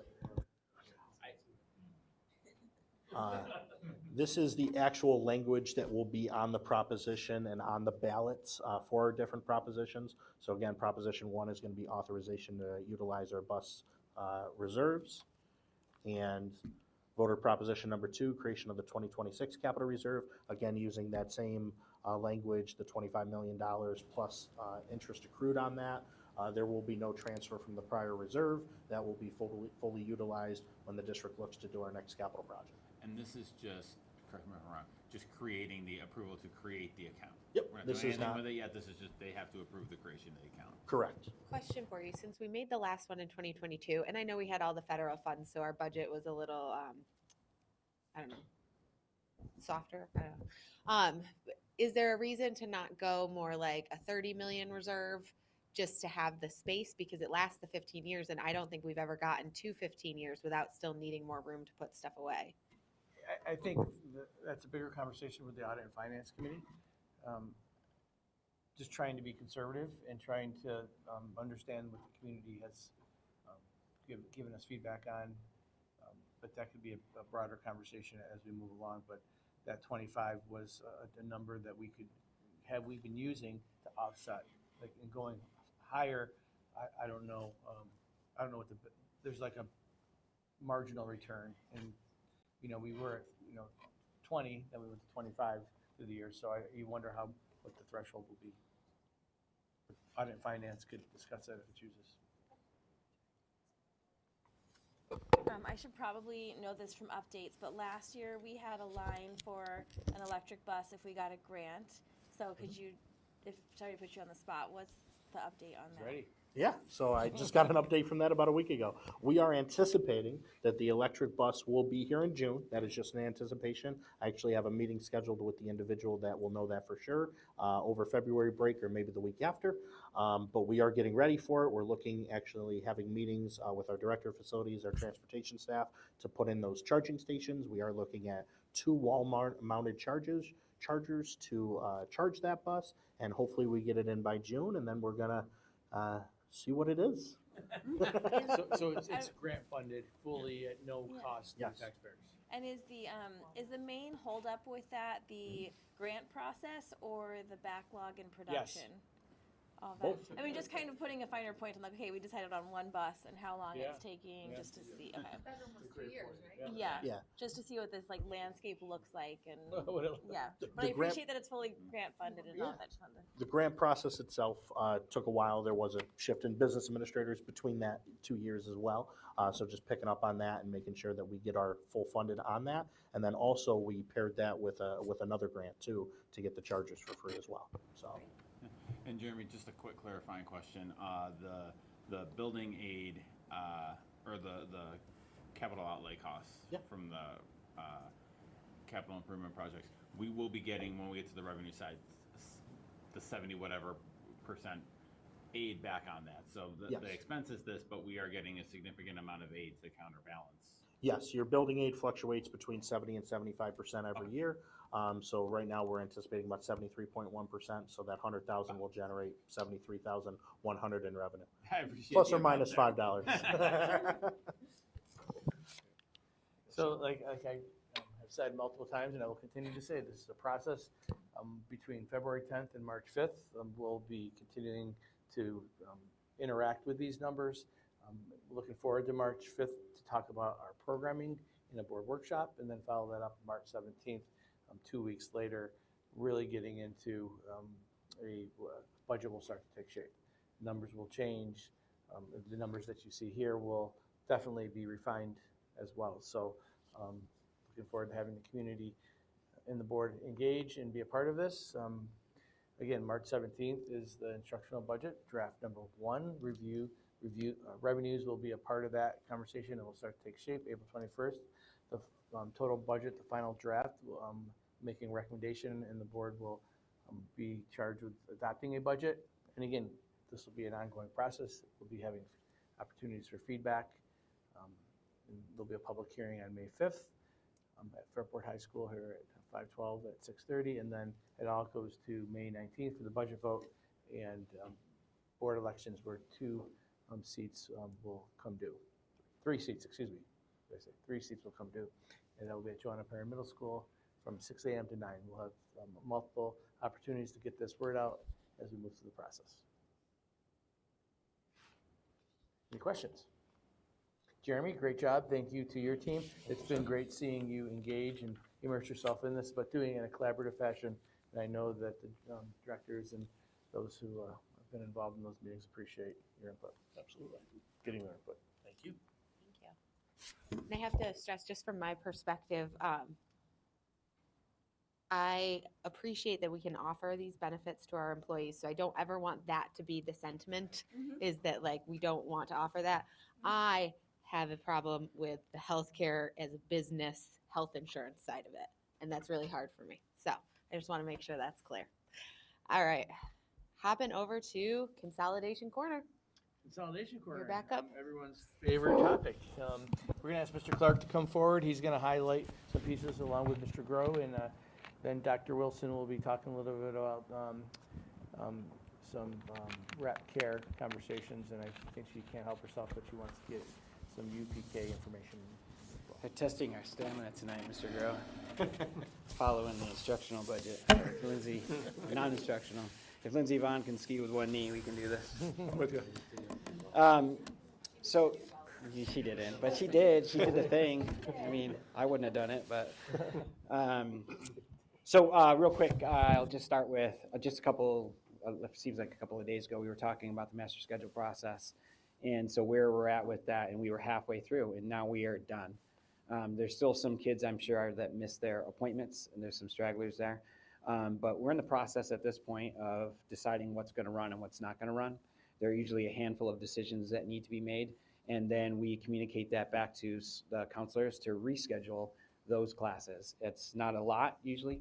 A good example would be like an AP European class that some years there's 15 kids and some years there's not. And so we set a standard where classes will run, and then I just have to communicate back when they don't make that.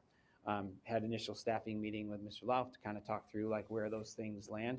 And in 3 days since then, it's already changed. And so I continue to kind of communicate that stuff with them.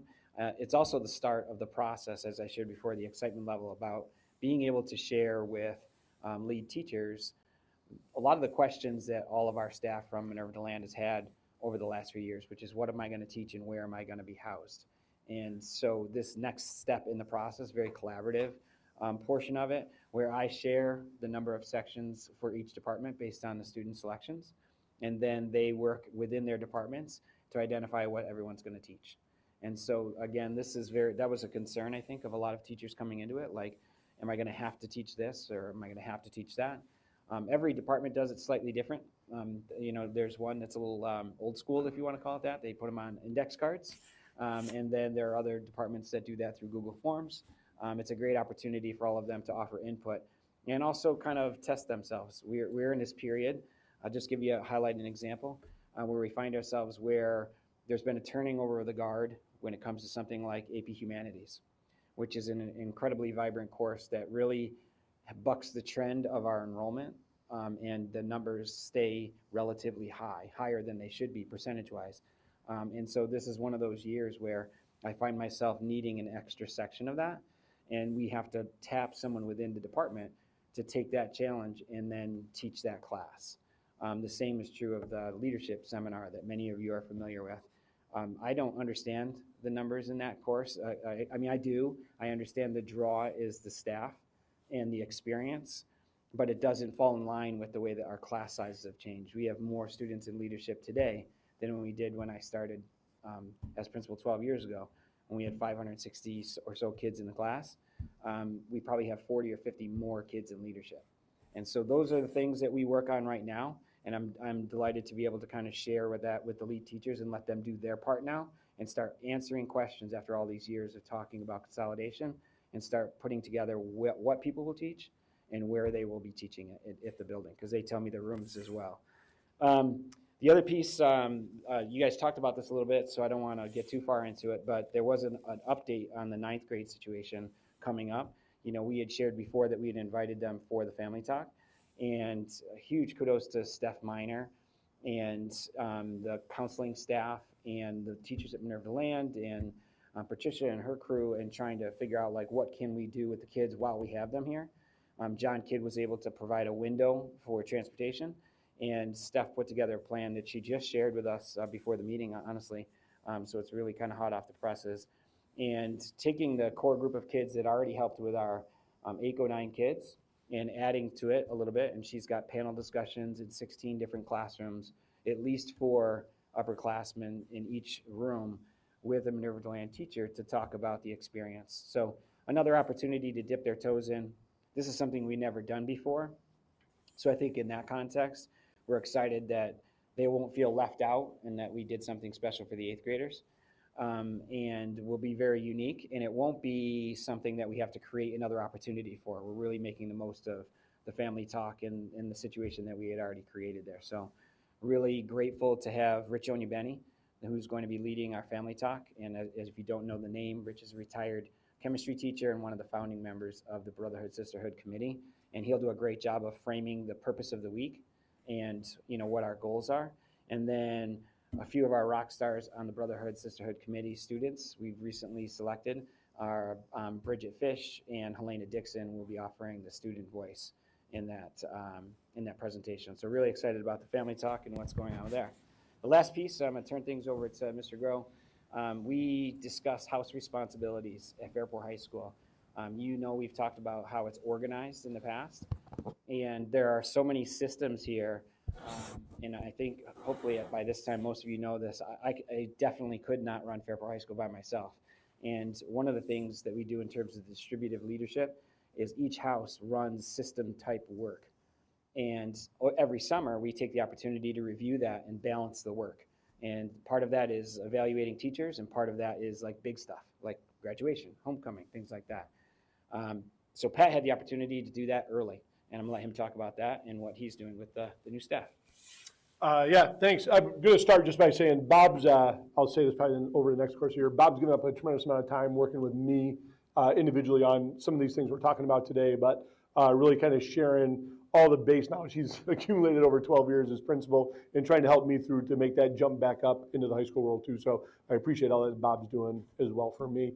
But I got to meet with our high school APs, including Patricia, she's coming up as well, to talk about the house responsibility. Just one of the big models we like to use, and Brett speaks about it with us as principals all the time, is trying to build that capacity for leadership right there too. So I'm really fortunate to be coming in with a team that's really well-versed in what responsibilities are, what they're trying to do, and how they make things run so efficiently.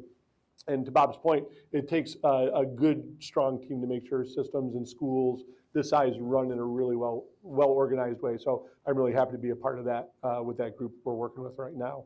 The other good pieces about that is it gives them an opportunity to change some things up when they need to or want to, so they can experience all the different parts and aspects of school, homecoming, testing, scheduling, all the things that make a school run. We want everybody versed, and we've had those experiences when we were assistant principals way back when, and it's really good to share that knowledge with each other, and having a team together like that makes it really, really fun and good because they can bounce ideas off each other, talk about past experiences, and find a way to make it work. So I'm excited to be a part of that, and we'll be continuing meeting with them as we're moving forward. We've got a bit of a jump on it than maybe in past years. Yeah, again, like this is something we would normally do in August, but it was an opportune time to let Pat jump in and start, fostering the culture that he needs to create in that team. And they're a pretty experienced group. They've been together for 4 or 5 years, which also offers me the latitude to go do district stuff. And they've been incredible support, allowing me to do that. So good stuff. Yeah, it's been really good. And we talked a little bit, I want to just 2 things, as Mallory was talking about keeping the 8th grade and 9th graders apart as much as they want to be. We got a lot of questions about doing this 9th grade coming up because we haven't done it before, and I think the 8th grade one was a tremendous success, again, with the APs playing in it and going from there. With our Consolidation Corner newsletter we have out, Lindsay's done a really, really good job that we're sending out to 8th grade families and 9th grade families, just about what's happening, what we're doing with all of this right there. And it's a lot of material that's out there somewhere. We're trying to put it in a spot so they can see it, review it, and forward questions as they have. So we'll be continuing that throughout the year into the summer and talking with families still about regular orientations and all that. They'll be happening for incoming 9th graders and incoming 10th graders. So plenty of opportunities for the kids to be in the building before the school actually So gets to see started. how this works and see how effective you are, Mr. Groh, we didn't rehearse this.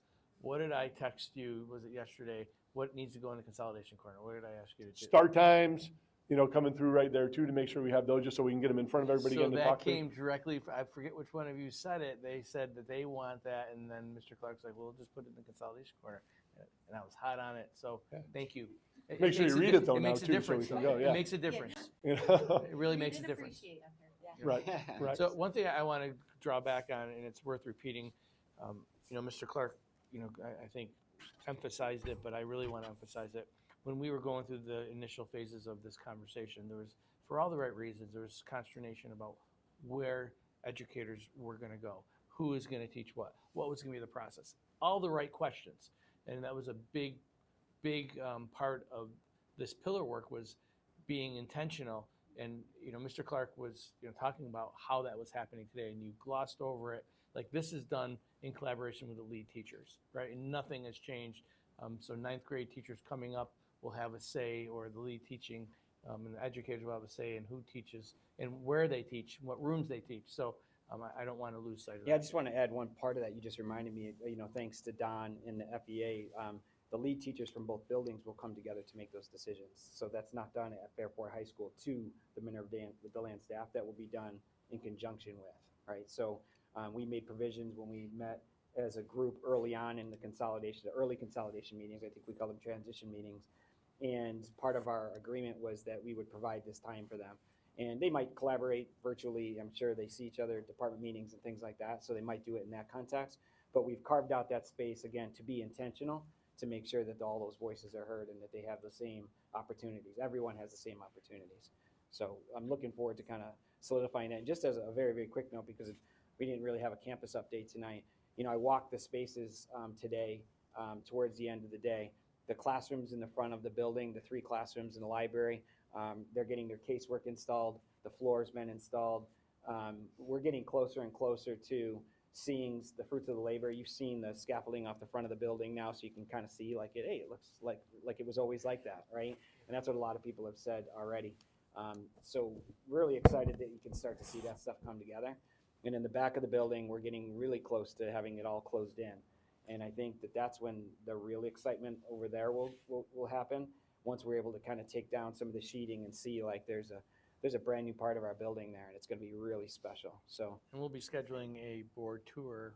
We were shooting for April because we didn't want to be outside. It's pretty cold out there. I have to say, the other day we started the day at -9, and just the last piece too, and this is really important for Patricia and her crew. Part of the consolidation right now, we moved the English workroom, social studies, workroom, and the business workroom, and the Gray House demolition has started in earnest. So building a new false wall in the library, kind of walling off that space, it's a sign of the next big transition in this consolidation is creating that new administrative space, and what that'll mean in terms of like starting the school year with his team in place, and everybody has a place to go. That's So a great update, and I appreciate your fidelity to both the facilities planning and the instructional pieces. So thank you. Sounds good. Can I throw something in there before we sign up? And Mr. Clark, if you don't mind, I just kind of want to go back to what you started off with, is talking about the increased numbers in humanities, AP Humanities, and the leadership seminar, which I think is, and I know you were saying this too, is just utterly fantastic. And I know, I'm sure, yes, it adds another bus, to Washington. It adds more teachers, more staff, more logistics. But I think it's speaking that when we're being more equitable and we're being more inclusive with students going into those programs. I think for a long time it was, well, you had to have like this percentage, you had to have this background of coursework in order to be considered. And I think we're now looking more at the whole student, and they're more motivated, and they're hearing from their peers. Like, this is a great opportunity. And So I absolutely love that we are giving this opportunity to more and more kids. So. Yeah, it certainly speaks to the willingness of our kids to challenge themselves, because that leadership course is no joke. And it's not like they're copying any other model, because it's one of one. There's no other school around that has the program and the way that they run it. And to have, 150 kids signed. I think as of this morning, I had 154 kids. And Mike and Kevin, every time they come in, are like, oh my God, well, we'll make it work. We'll make it work, because it means more groups and more, if you experience this trip, and Pat will do this soon, you're literally running all over DC to make these meetings that these kids set up themselves. It's just an incredible experience, but let's keep making them run around DC. We'll just keep doing it. Yeah. Thank you for your support with it. Good theater there. So thank you, team. Looking forward to more updates in the future. And we're going to ask Dr. Wilson to come forward.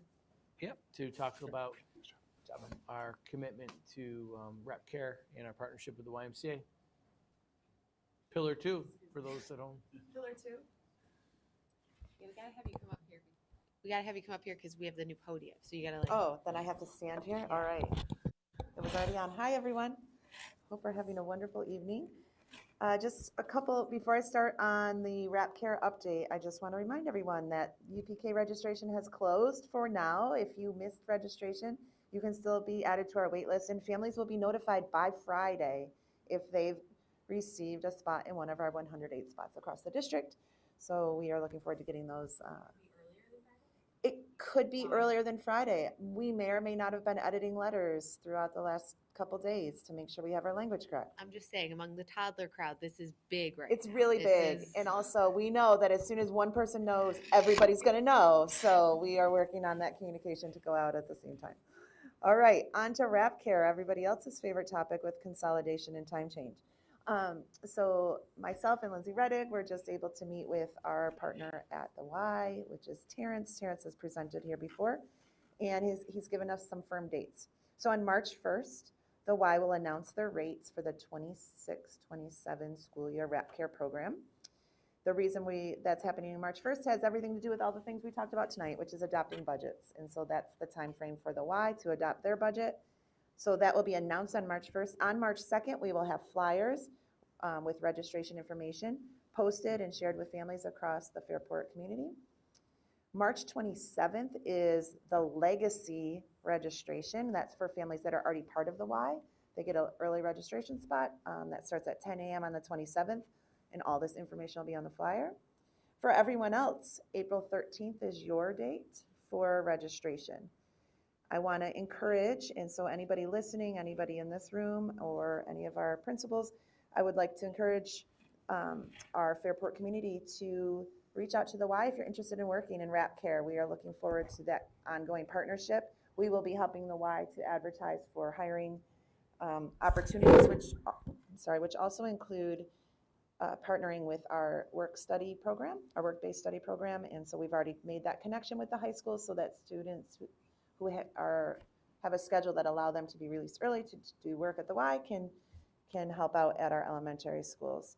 And again, that's an opportunity for the larger Fairport community as well, so we will be advertising that throughout. And that is our update on the Y. We're looking forward to that partnership growing. Any questions?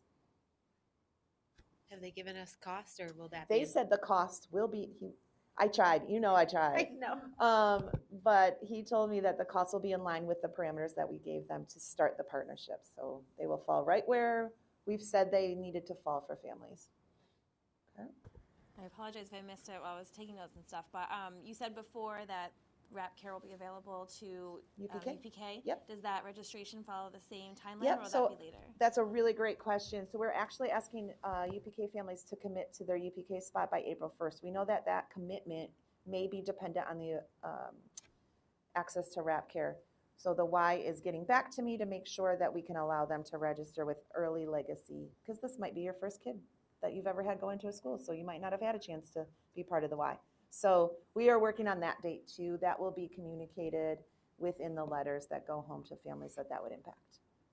Maybe they would still anticipate that there would be So if they let UPK kids register early, there'll still be capacity for all of the school-age kids who Yeah, need so a the spot? UPK students will fall under kind of a different bucket. UPK, so almost 4-year-olds and 4 or 5-year-olds have a different staffing ratio than the rest of the kids. So our UPK students and our kindergarten students in those buildings would be grouped together once the kindergartners are done with school. So there would be an intentional grouping, but there will be spots available.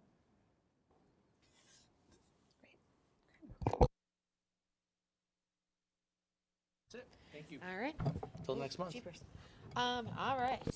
Thank you, everyone. That's a lot of great information. Very exciting. Can't believe we're 7 months away. All right. So, can I get a motion to approve the attached field trip requests? So moved. Mrs. Christensen? Second. Mrs. Tebow, any questions, comments? They look fun. Seeing none, all in favor? That passes 6-0. Next on our agenda is policy 7130, and I know everyone listening reads their policy manual often so that they're familiar that this policy talks about the entitlement to attend, age, and residency.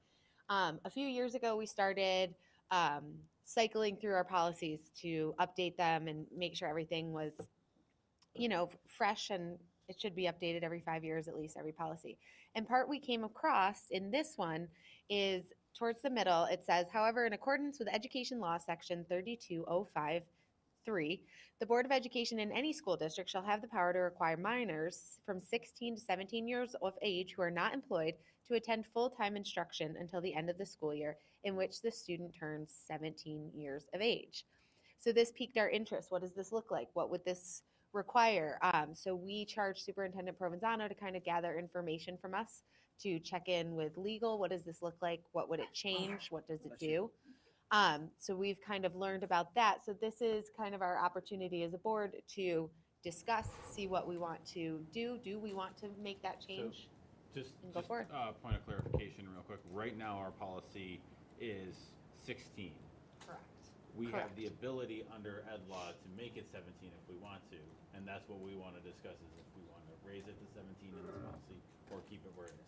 Correct. In either of these situations, if a student graduates, they're allowed to graduate. Yes. Yep. If a student graduated and was amazing at 15 and was headed off to MIT, we Or in will the be case there of the cheering. 17-year, they, with a 17-year-old, it might. Yeah, it could Yeah, impact. they're Yeah, allowed. it's closer to graduation. Yeah.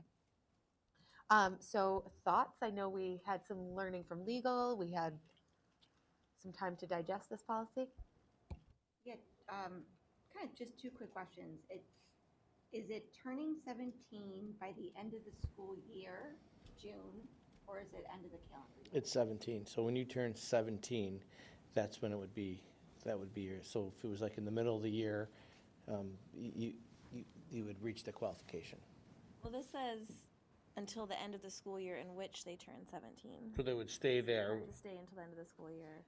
Oh, or what if you're turning 17 in August? Like, say you're a junior. The year hasn't started. Is that what you're saying? Is it, like, do you have to turn I'm just thinking of like the summer birthdays and the fall birthdays, but like, is it turning 17 in that, what would be your normal calendar year? Or is it? School you have year? to have turned, yes, or is it school year or calendar year? School year, according to this. Yeah, I would imagine it would be the school year because the official year doesn't start until September 1st, right? So then I would No, it would imagine. not be No, they wouldn't. If it's an August birthday and then it's 17, that wouldn't force them to continue. Attend. Right. They then have to attend. They, Okay. No, they would not. wouldn't. They wouldn't because the school year starts in September. And if they're turning 17 in August, the school year hasn't started, Right, okay. right? But this would impact them the year before if they were trying to leave school at 16 in August. This would say no. You have to conclude. Yeah. You would have to conclude. And I think based on, Oh, sorry. Hold on, Jan. You said 2 quick questions. Oh, and then the other thing was, let's imagine a child wants to, they're gonna go away to Europe for a year. They wanna, finish, I'm gonna go, do they have to show that, yes, I'm gonna go to Europe, I'm gonna go to school? Do they have to show the district that they are like enrolled in a school. If they were So before if they're 17. like, Say they're 16 and they're saying, you know what, I want an alternative education. are they, but they're they're unenrolling and enrolling in another district or another community. Yeah. So I would imagine that It would they would follow no the same. longer, they would no longer be in our school district. Well, they're not residing. They're not residing. That's They're- true, okay. Right? Mhm. No, thanks. Yeah. Well, and I think in some of the learning that we did, they talked about how the school district is not required to or doesn't necessarily seek out proof of employment.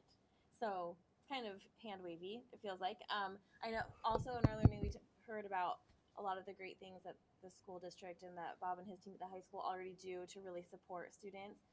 So in my mind, it's sort of something we're already doing. Like if you're not working and you're not graduated, we want you in school. And I do think as a board that resonates with our priorities. We want, and it also supports what our staff is already doing. Like it's important to us that you stick with these kids and keep supporting them the way they do and as long as possible.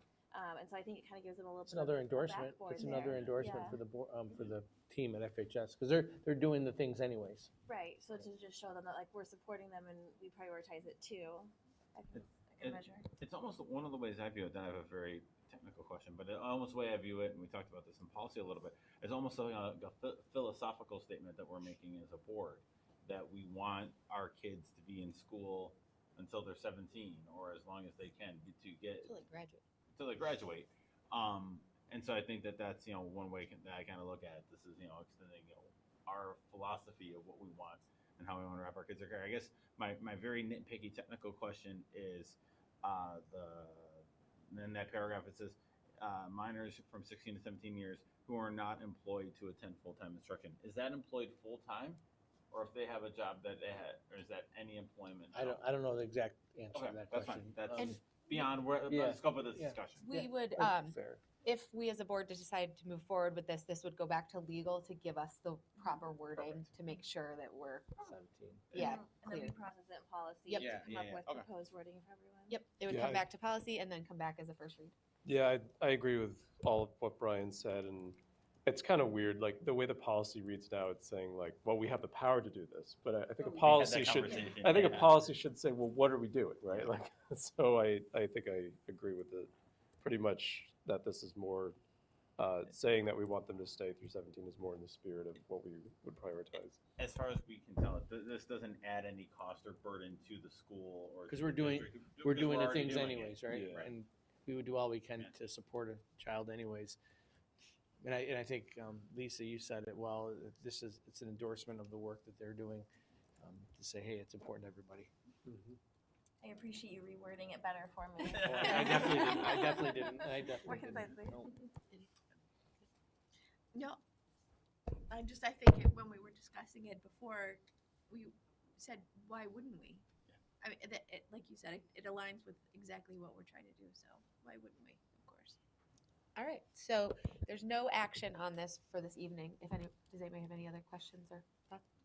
There's no action on it for this evening. This will go back to policy and we will get in touch with legal to get the correct wording and then it'll come back for a first read.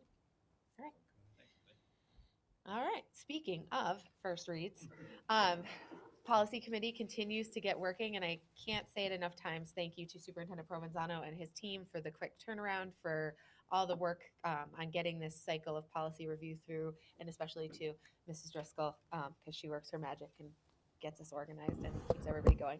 So a motion that the Board of Education approves the first reading for the following policies: 1336, 1339, 2210, 5410, 5413, 5571, 5573, 5670, 5681, 7522, 8461, and 8470.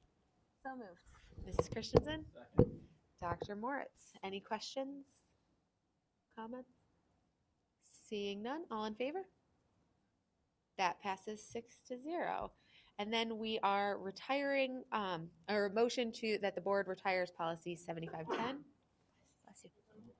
Dr. Moritz, Mrs. Christensen, this one is being recommended because it's kind of outdated. It was covered in a lot of our other policies, so tightening up. Any questions? Comments? Seeing none, all in favor? That passes 6-0. All right, one that I know our community likes to get as soon as they can, a motion to approve the 26-27 school calendar as attached. Mrs. Christensen. Second. Mrs. Stebo, any comments, questions? Just really quickly, we don't need to make this a whole presentation because we've talked about this in the past, but Brett, if you and your team could just really talk quickly, how does the calendar come together and kind of like we don't have to talk specific decisions, but what's the process? Not really quickly. So how do we get to this I point? appreciate it. The BOCES, it starts with BOCES, and that usually happens in December. There's a BOCES of the 22 component districts. They collaborate and they align it with state testing schedules and regents exams and so on and so forth. And then I bring it forward to the district per contractual reasons, in good faith, collaborate and get information from our partners from Fairport Educators Association, provide feedback. I share it with our district administration team, and we try to create a calendar that satisfies the 180-day requirement. Right now, again, this is an SED 180-day requirement, and more recently, the minimum instructional hour requirements of 900 hours for K-6 and 990 hours for grades 7 through 12. They need to be achieved each year, right? And we also need to meet our contractual agreements for all of our collective bargaining units. So, we can't work outside of what has been negotiated. And we need to also manage the state mandated holidays that have been ever growing, that we're happy to honor and celebrate, and balancing it with our local contracts and making room for 2 to 4 emergency days. Those are quite important, and we've seen those emergency days being used this year. And we've also seen at the end of the year more than ever with the heat requirements and all the other variables of climate change, if you will, how that impacts our end of the year. That's the essence of trying to make that calendar within those constraints, and it does take a collaborative effort, and I appreciate the partnership that we have with FEA, and our administrative team gives great feedback on how it fits into a schedule that we can operationalize. And pending board approval, when would this be available to the public? ASAP. Tomorrow. Okay. We'll post it and have a news item because people want to get that out there, and definitely by Friday too. We'll put it in my update. Any other questions, comments, wonders? All right, seeing none, all in favor? That passes 6-0. All right, a motion that the board approves the following change orders for the 2023 capital improvement project. Dr. Moritz? Mrs. Christensen, any questions? For those listening, this pertains to the work that Mr. Clark just shared in the high school. It was the guidance. So the guidance, just so we can make our mental health team more accessible, not only to our students, but provide collaborative, comfortable spaces.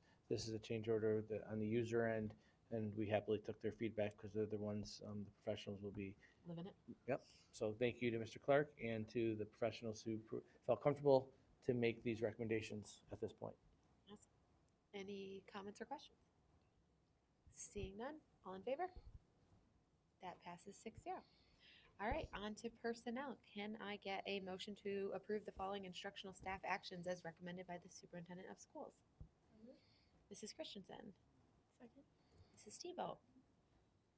Any questions, comments? We will have a moment after we vote. All right. Seeing none, all in favor? That passes 6-0. I want to pass it over to Superintendent Provenzano. Yeah, I it's harder and harder to see these lists each year because, many of their years have been my years here, and it's a celebration, but it's also, a moment where we get to reflect and really pay tribute to important people that have impacted our school community. These 21 individuals, I won't go through each one of them. We look forward to celebrating them and the impact that they've had to our children, to our school community as a whole. But it's quite a list, many culture carriers and amazing people that have impacted and who I've learned from. It's exciting for them, sad for us, Yep. as it is each year. All right, on to non-instructional and civil service. Can I get a motion to approve the following non-instructional and civil service staff actions as recommended by the superintendent of schools? Dr. Moritz. Mrs. Christensen. Any questions, comments? All right. Seeing none, all in favor? That passes 6-0. And you will see an occasional retirement on here. You know, these essential workers impact the retirement of transportation. Someone who works transportation, or occasionally you'll see B&G and some of our other essential staff. So we'll be celebrating everybody come April. Oh, looking forward to it. All right. Motion to approve the following athletic staff actions as recommended by the superintendent of schools. Mrs. Christensen? Second. Mr. Muller? Any comments, questions? I can't believe we're already looking at spring sports. Amazing. It's 30 degrees out. I know. It's a heat wave today. Heat wave. Yep. Seeing none, all in favor? That passes 6-0. All right, and a couple of tenure recommendations. We had a few individuals kind of off cycle. Usually we're approving these later in the spring, but can I get a motion to approve the attached tenure appointments as recommended by the superintendent of schools? Dr. Moritz? Mrs. Tebow, any questions, comments? Seeing none, all in favor? That passes 6-0. Congratulations to those two individuals. Can I get a motion to approve the consent calendar? Mrs. Christensen? Second. Mrs. Fortuna? Any, no questions. All in favor? That passes 6-0. All right, so for those, can I get a motion to enter into executive session for the matters listed below? Dr. Moritz? Mrs. Fortuna? For those watching at home, we will now go into executive session and we will close the live feed. We will discuss our matters in executive session, and then we will vote to come back into public session, but no other business will be done. So then we will just adjourn the meeting. So, We gotta vote. and yet, any questions, comments? Seeing none, all in favor? That passes 6-0. Have a wonderful evening. Thank you all for sticking it out.